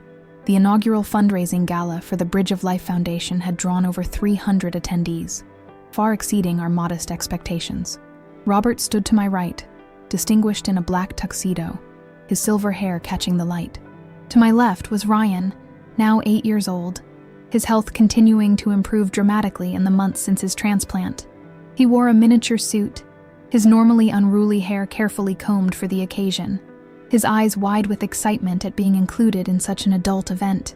"Thank you all for coming tonight," I began, my voice steadier than I had expected. Public speaking had never been my forte. As a librarian, I had preferred working behind the scenes rather than at the reference desk. But tonight was too important for shyness or self-consciousness. The Bridge of Life Foundation was born from personal tragedy, but is dedicated to creating hope from loss, connections from solitude, and support where it's most needed. As I continued with my prepared remarks, explaining the Foundation's mission and the services we hope to provide, I scanned the audience. Jennifer, Thomas's ex-wife, sat at a front table with several of her medical colleagues. Members of the transplant team from both Buffalo General and Children's Hospital were scattered throughout the room. Thomas's former law partners occupied a prominent table, their firm having made a substantial donation to launch the foundation. And in the very back, partially obscured by a column, stood Mark Salinger, my literary agent, and now friend. In his hand was a package I recognized immediately, the advance copy of Thomas's memoir, now titled Bridge of Life: A Son's Legacy, scheduled for publication in 3 months. The memoir had found a home with a respected publishing house, the editor touched deeply by both Thomas's original writing and the sections I had completed after his death. "Tonight," I continued, "I'd like to introduce you to someone very special, someone who represents everything the Bridge of Life Foundation stands for." I turned to Ryan, extending my hand to him. "This is Ryan Andrews. 7 months ago, he was a very sick little boy who had spent most of his life on dialysis, waiting for a kidney transplant." Ryan stepped forward, his natural exuberance temporarily subdued by the formal occasion, and the hundreds of eyes now fixed on him. "Ryan received his transplant just days after my son Thomas passed away," I continued, my voice catching slightly. Thomas had intended to donate a kidney to Ryan, having discovered they shared the same rare blood type. Though Thomas wasn't able to complete that gift due to complications from his cancer, his intention, his willingness to give of himself even as he was dying, inspired the creation of this foundation. I glanced down at Ryan, who was looking up at me with a solemn expression far too mature for his years. We had practiced this moment, but I still felt a flutter of concern. Public speaking was difficult enough for adults. Asking a child to address hundreds of strangers was perhaps too much. But Ryan surprised me, as he often did. He stepped up to the microphone, which Robert quickly adjusted to his height, and spoke clearly, his voice high and sweet in the hushed room. "My name is Ryan Andrews, and I used to be really sick all the time. I couldn't swim or play sports or go to regular school like other kids." He paused, looking around the room with remarkable poise. "Thomas Miller was going to give me his kidney even though he was way sicker than me. He didn't get to do that, but someone else did, and now I'm getting better every day." He reached into his pocket and pulled out a small object, one of Thomas's swimming medals that I had given him, as promised. "Ms. Eleanor gave me this. It was Thomas's from when he was a kid and won swimming races. I'm taking swimming lessons now, and someday I'm going to win medals too. And when I do, I'll remember that Thomas is the reason I got to learn how to swim at all." The room was utterly silent, many guests discreetly dabbing at their eyes. Ryan continued, his voice growing more confident. "The Bridge of Life Foundation is going to help lots of kids like me, and their moms and dads too, because being sick is really hard, and you need all the help you can get." He looked up at me, then at Robert. "Thomas would have been a really good kidney donor, but he's helping people in a different way now, and that's even better, because it's helping whole families, not just one kid." As Ryan stepped back, the room erupted in applause, not the polite, measured clapping of a formal charity event, but an emotional outpouring that seemed to come from someplace deeper. In that moment, I felt Thomas's presence more strongly than I had since his death, as if he were standing just behind me, his hand on my shoulder, witnessing the ripple effects of his abbreviated life. Robert stepped forward next, explaining the Foundation's specific programs: financial assistance for non-medical expenses, a housing network for families who needed to relocate temporarily for their child's treatment, educational resources, and support groups. He outlined our fundraising goals for the evening and for the coming year, his business acumen evident in the clear, compelling presentation. As he spoke, I noticed a disturbance at the back of the room, someone entering late, causing heads to turn. When the newcomer moved into the light, I felt my breath catch. It was William Carter, the CEO of New England Medical Technologies, and Robert's former business rival. Their companies had competed aggressively for decades, their personal animosity legendary in business circles. What was he doing here? Robert faltered briefly in his speech, as he too noticed Carter's arrival, but recovered quickly, continuing with his presentation. When he finished, the event moved into the dinner portion, giving me a chance to lean over and whisper, "What's Carter doing here? Did you invite him?" Robert looked as mystified as I felt. "No. We sent invitations to his company as a courtesy, but I never expected him to come personally. Especially not after..." He trailed off, but I knew what he meant. During Thomas's illness, Robert had approached Carter's company about funding for an experimental treatment not covered by insurance. Carter had not only refused, but had apparently been quite callous about it, suggesting that Robert was simply trying to use his son's illness to gain a business advantage. I watched as Carter made his way through the crowd, stopping to speak with several of the physicians present. He was an imposing figure, tall and broad-shouldered despite being in his 70s, with a full head of white hair and the confident bearing of someone accustomed to power and deference. "Should we go speak to him?" I asked Robert. "Find out why he's here?" Before Robert could answer, Ryan tugged at my sleeve. "Ms. Eleanor, can I go sit with my mom and dad now? These shoes are pinching my toes." I smiled down at him, momentarily distracted from Carter's unexpected appearance. "Of course, sweetheart. You did beautifully. I'm so proud of you." As Ryan made his way back to his parents' table, I noticed Carter watching him intently, an unreadable expression on his lined face. Then, to my surprise, he began walking directly toward Robert and me. "Miller," he greeted Robert with a curt nod. "Mrs. Miller, congratulations on your foundation. Very impressive turnout." "Thank you," I replied when Robert seemed momentarily unable to speak. "We're grateful for the community's support." Carter cleared his throat, looking uncomfortable. "I understand your son's memoir is being published soon. My assistant saw an advance notice in Publishers Weekly." "Yes," I confirmed, wondering where this was going. "In about 3 months. I'd like to read it," he said abruptly. "The advance copy, if possible. Before publication." Robert found his voice. "Why the sudden interest, Carter? You made your feelings quite clear when I approached you about the experimental treatment for Thomas." Carter's face tightened. "That's precisely why I'm here, Miller. There are facts you should be aware of, decisions that were made without my knowledge." The cryptic statement hung in the air between us. Before either Robert or I could respond, the event coordinator appeared, informing us that it was time for the live auction portion of the evening. The conversation with Carter would have to wait. Throughout the remainder of the event, the auction, the closing remarks, the individual conversations with donors as they departed, I found my attention repeatedly drawn to Carter. He had taken a seat at an empty table, declining dinner, watching the proceedings with intense focus. What facts was he referring to? What decisions had been made without his knowledge? As the event wound down, with only a few lingering guests remaining, Carter approached us again. "Is there somewhere we can speak privately?" he asked, his tone making it clear this wasn't a casual request. Robert glanced at me, eyebrows raised in question. I nodded slightly. "My office is just down the hall," Robert said. "We reserved it for the evening in case we needed a private space." We excused ourselves and followed Robert to a small conference room adjacent to the ballroom. Once inside, with the door closed against the sounds of cleanup from the gala, Carter seemed to deflate slightly, the commanding presence giving way to something that looked almost like guilt? I owe you both an apology, he began, surprising us further. Particularly you, Mrs. Miller.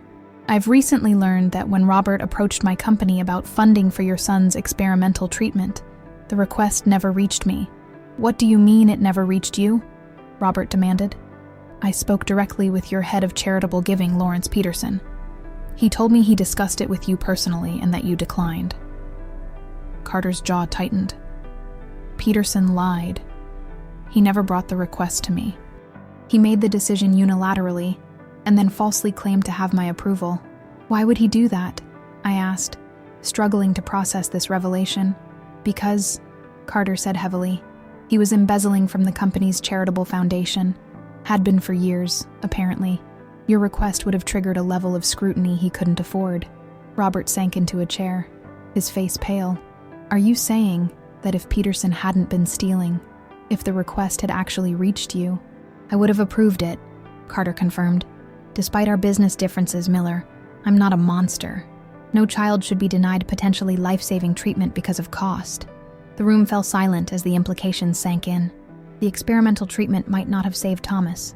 His cancer had been too advanced, the spread too extensive, but it might have given him more time, better quality of life in his final months. It might have allowed him to complete the kidney donation to Ryan as he'd so desperately wanted to do. How did you discover this? I asked finally, my voice barely above a whisper. An internal audit, Carter explained. Peterson's scheme finally unraveled about 2 months ago. He's facing criminal charges now. When I reviewed the requests he'd denied without proper authorization, your son's case was among them. He hesitated, then added, I read the medical details. I'm deeply sorry for your loss, and for my company's unwitting role in denying him access to treatment that might have helped. Robert's hands were clenched into fists on the conference table. 2 years, he said, his voice tight with controlled rage. I've spent 2 years believing you callously denied help to my dying son, that you used our old rivalry as an excuse to... He broke off, unable to continue. Carter nodded grimly. I understand your anger. I would feel the same. That's why I came tonight, to tell you the truth directly, before you hear about the Peterson case in the news. It's going to break next week. I studied Carter's face, seeing genuine regret in his aged features. Thank you for telling us, I said quietly, for clearing up the misunderstanding, painful as it is. There's one more thing, Carter added, reaching into his suit jacket. He withdrew a check and placed it on the table between us. This won't bring your son back, or undo the mistake. But I hope it will help other families avoid similar tragedies. Robert picked up the check, his eyes widening as he registered the amount. Wordlessly, he passed it to me. $1 million, made out to the Bridge of Life Foundation. This is extremely generous, I managed, genuinely stunned by the figure. It's the right thing to do, Carter said simply. And there will be more. I've instructed my board to make the Bridge of Life Foundation one of our primary charitable recipients going forward. Peterson diverted nearly $5 million over the years from worthy causes. I intend to restore that money, with interest, to organizations like yours. As we continued discussing the details of his donation and the partnership he envisioned between his company and our foundation, I felt a strange sense of closure beginning to form. Not that Thomas's death hurt any less, or that this unexpected windfall somehow compensated for his loss, but another piece of the puzzle had fallen into place, another mystery solved, another connection made that somehow tied Thomas's brief life to a larger purpose. Later that night, after the gala had concluded and all the guests had departed, I found myself sitting alone in the hotel's deserted lobby, too wired from the evening's events to return to my empty house just yet. Robert had gone to drive Ryan and his parents home, promising to return for me afterward. As I sat there, processing the emotional roller coaster of the evening, Mark Salinger approached, still carrying the advance copy of Thomas's memoir. You did it, Eleanor, he said, sitting beside me on the plush sofa. The foundation, the book. Thomas would be so proud. I hope so, I replied, running my fingers over the book's glossy cover, a striking image of a bridge at sunrise, light breaking over water. Sometimes I worry that I'm taking liberties, making decisions about his legacy that he might not have made himself. Mark shook his head firmly. From everything you've told me about Thomas, from his own words in the memoir, I think you're honoring him perfectly. not by enshrining him as some perfect saint, but by continuing the work he began, by making meaning from loss. I nodded, too emotionally spent for words. Mark seemed to understand, sitting quietly beside me for several minutes before speaking again. "The publisher called yesterday," he said. "They want to increase the first print run. The pre-orders have been stronger than expected, and several major outlets have expressed interest in featuring the book." "That's wonderful," I said, genuinely pleased. The more readers Thomas's story reached, the more his experience might help others navigating similar terrain, though I still can't quite believe anyone would be interested in reading about our ordinary lives. Mark smiled gently. "There was nothing ordinary about Thomas, Eleanor, or about you. The love between you, the sacrifices, the misunderstandings, the reconciliation. It's a deeply human story that resonates far beyond your specific circumstances." As he spoke, I realized he was right. Thomas's story, our story, was simultaneously unique and universal. The particulars of his illness, his intended gift to Ryan, the Foundation's creation were specific to us, but the underlying themes, love, sacrifice, miscommunication, forgiveness, finding purpose in pain, those were experiences shared by countless others. In the months since Thomas's death, I had moved from simply surviving each day to actively building something meaningful from my loss.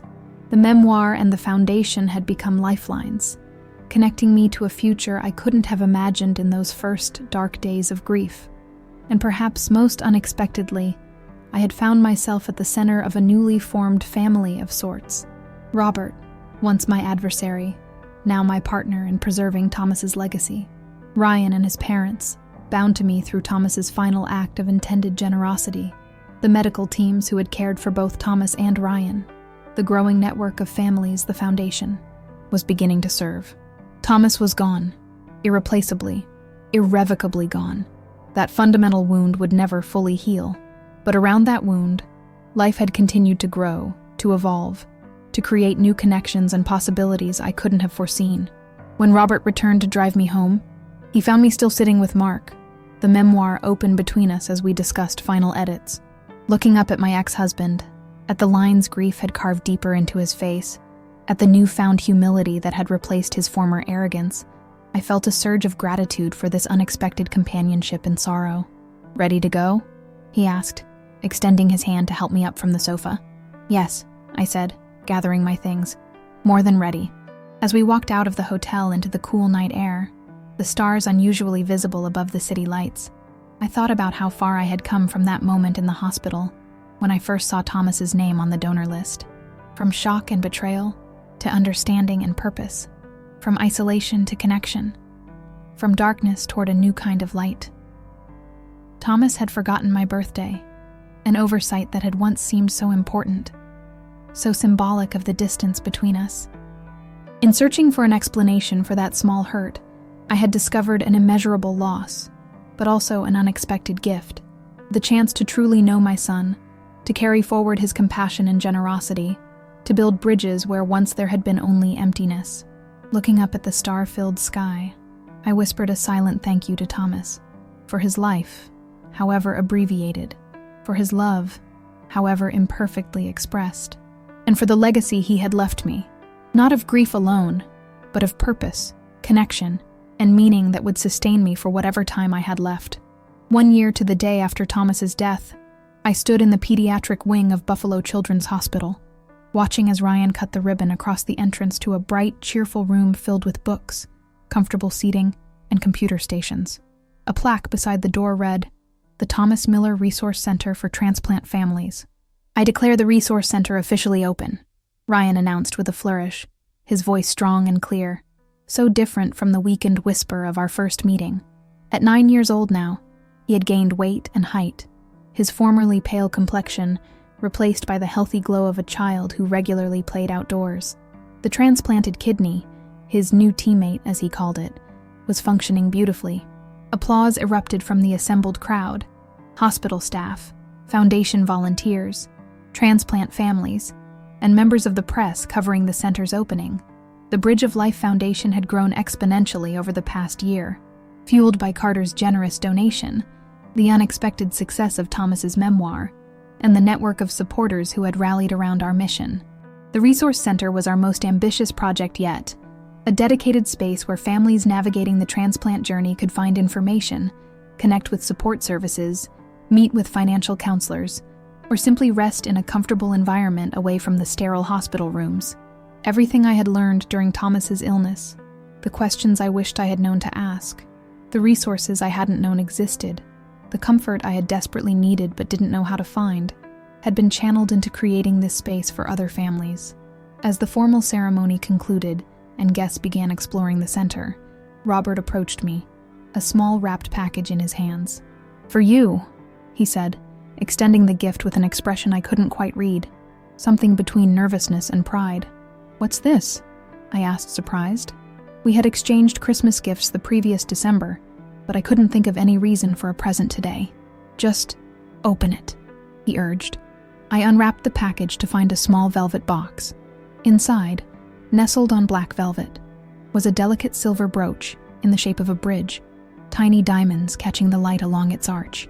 "It's beautiful," I said softly, genuinely touched. "But what's the occasion?" "1 year," Robert replied, his voice rough with emotion. 1 year since we lost Thomas. 1 year since we found a way to move forward together. "I thought you might wear it at the foundation events." I looked up at him. This man who had once broken my heart so completely, who had returned to my life under the most painful circumstances imaginable, who had become an unexpected ally in grief and purpose. "Thank you," I said simply, pinning the brooch to my lapel. "It's perfect." We stood side by side, watching as Ryan led a young girl, a recent transplant recipient, through the Resource Center, showing her the tablet computers loaded with games designed to explain the transplant process to children. His natural enthusiasm and first-hand experience made him the perfect tour guide. "He reminds me of Thomas at that age," Robert observed quietly. "That same determination, that same desire to help others." I nodded, the comparison both painful and somehow healing. "Thomas would have loved him."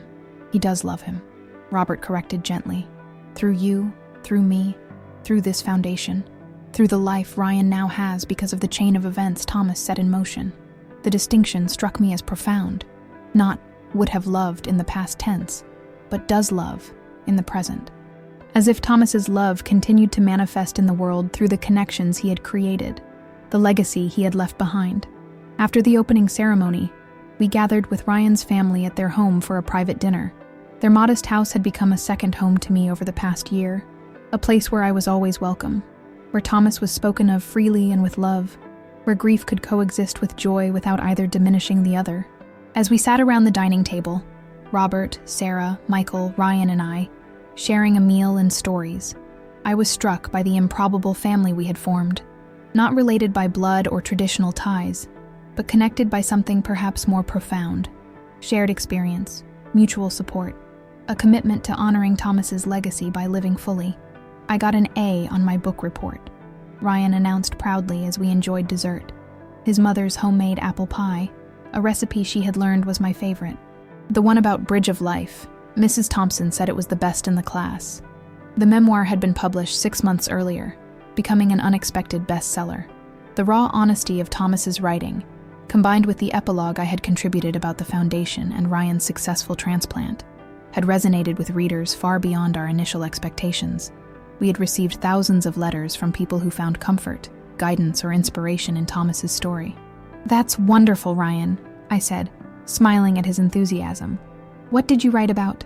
"I wrote about how books can keep people alive even after they're gone," he replied with the simple wisdom of childhood. "Because even though I never really got to meet Thomas, I feel like I know him from his book, and every time someone reads it, he gets to live again in their mind." His words struck me with unexpected force, bringing tears to my eyes. From the expression on Robert's face, I could tell he was similarly moved. "That's exactly right," I managed to say. "That's one of the most beautiful things about books, about stories." Later, as Robert drove me home, we rode in comfortable silence for several miles, each lost in our own thoughts. Finally, he spoke, his voice tentative. "Eleanor, there's something I've been wanting to ask you." "Yes?" I prompted when he hesitated. "The foundation is growing so quickly. The new satellite office in Boston, the expanded support programs, the research grants we're planning to fund next year. He paused, then continued. I'm finding it difficult to manage everything from Buffalo while still running my company. I've been thinking about relocating to Rochester, to be closer to the foundation headquarters, to be closer to all of this. The implication hung in the air between us. Closer to me, he meant. Closer to this unexpected partnership we had formed from the ashes of our broken marriage and shared loss. I think that would be practical, I said carefully, unsure of my own feelings on the matter. The foundation does need more hands-on leadership as it grows. Robert nodded, seemingly satisfied with my non-committal response. I'll start looking at properties then. As we pulled up in front of my house, the same modest home where I had raised Thomas alone after Robert left, he turned to me with an expression of unusual vulnerability. We've come a long way, haven't we? From where we were a year ago, from where we were 30 years ago. We have, I agreed softly, though not in any way I would have chosen or imagined. No, he acknowledged, not in any way either of us would have chosen. But grateful isn't the right word. Nothing could make Thomas's loss worth it.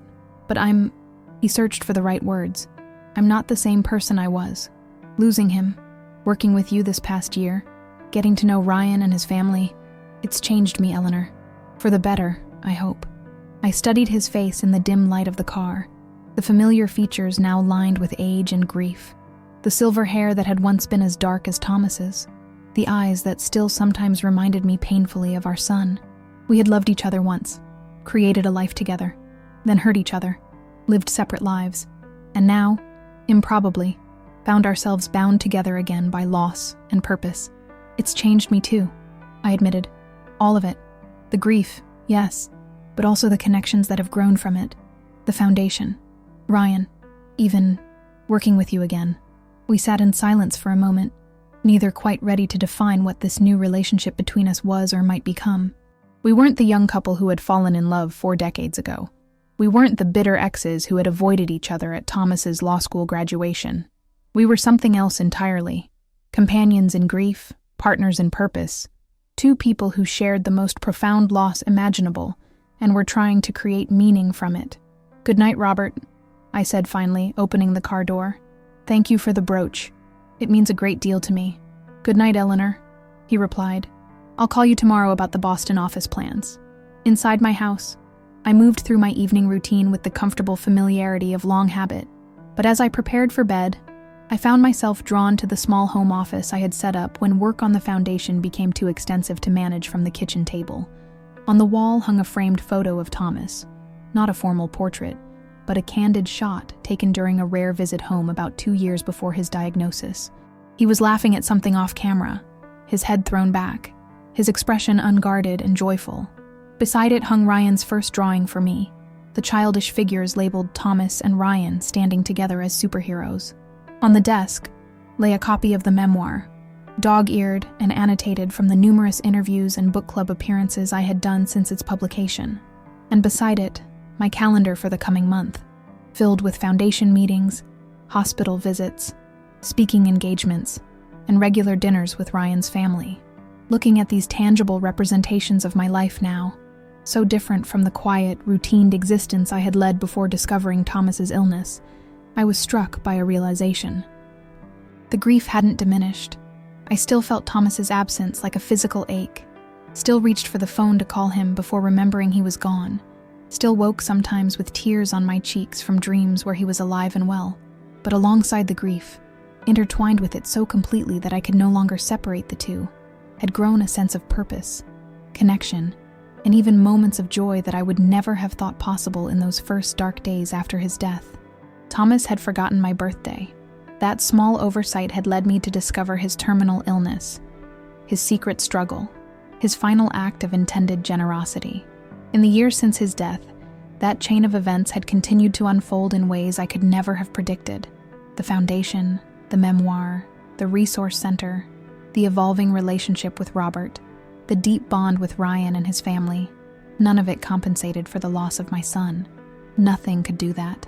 But it had given shape and meaning to my grief, transformed it from a formless void of pain into a kind of sacred territory where loss and love, sorrow and purpose, endings and beginnings coexisted. As I finally prepared for bed, I spoke aloud to Thomas, a habit I had maintained since his passing, a way of keeping him present in my daily life. 1 year, sweetheart, I said to the quiet room. 1 year since you left us. So much has happened that you've missed, and yet somehow, you've been at the center of it all. The foundation is thriving. The memoir is helping so many people. Ryan is healthy and growing stronger every day. Your father and I paused, still uncertain how to characterize whatever was evolving between Robert and me. Your father and I are working together in ways I never could have imagined. I sat on the edge of my bed, continuing my one-sided conversation with my absent son. I miss you every day, every hour. That doesn't change, doesn't lessen. But I'm finding my way forward, Thomas, creating something meaningful from this pain, building bridges, just like you tried to do with Ryan. Outside my window, a gentle rain had begun to fall, pattering against the glass with a soothing rhythm. I listened to it for a moment, finding comfort in the familiar sound that had so often lulled Thomas to sleep when he was small. I used to think that loving someone meant protecting them from pain, from knowledge that might hurt them, from difficulties they might not be ready to face. I continued softly. I think you thought the same when you decided not to tell me about your illness. But I understand now that true love isn't about protection. It's about presence, about bearing witness to another person's journey, even when that journey leads through the darkest places imaginable. I touched the silver bridge brooch Robert had given me, still pinned to my sweater. You tried to protect me, Thomas, and I wish, oh, how I wish, that I had been there for every moment of your struggle, your pain, your final journey. But in your own way, even in keeping your secret, you were loving me the best way you knew how. And now, through the foundation, through Ryan, through all the lives we're touching, I get to love you the best way I know how, by continuing what you began. As I finally lay down to sleep, I felt a sense of peace that had been elusive since Thomas's death. Not the peace of grief resolved or pain diminished. Those would be lifelong companions now. But the peace of purpose found, of meaning created from seeming senselessness, of bridges built across the deepest waters of loss. My son had forgotten my birthday, and in seeking an explanation for that small hurt, I had discovered an immeasurable loss. But I had also found gifts I never expected, new connections, new purpose, new understanding of what it means to love and be loved, even beyond the boundaries of life itself. Thomas was gone, irreplaceably and irrevocably gone. But what he had started, a chain of generosity, compassion, and connection, continued to flow outward like ripples from a stone cast into still water. And I, his mother, once paralyzed by grief, had found my strength again in carrying that legacy forward, in building bridges where once there had been only emptiness. "Good night, my beautiful boy," I whispered into the darkness. "Thank you for showing me the way."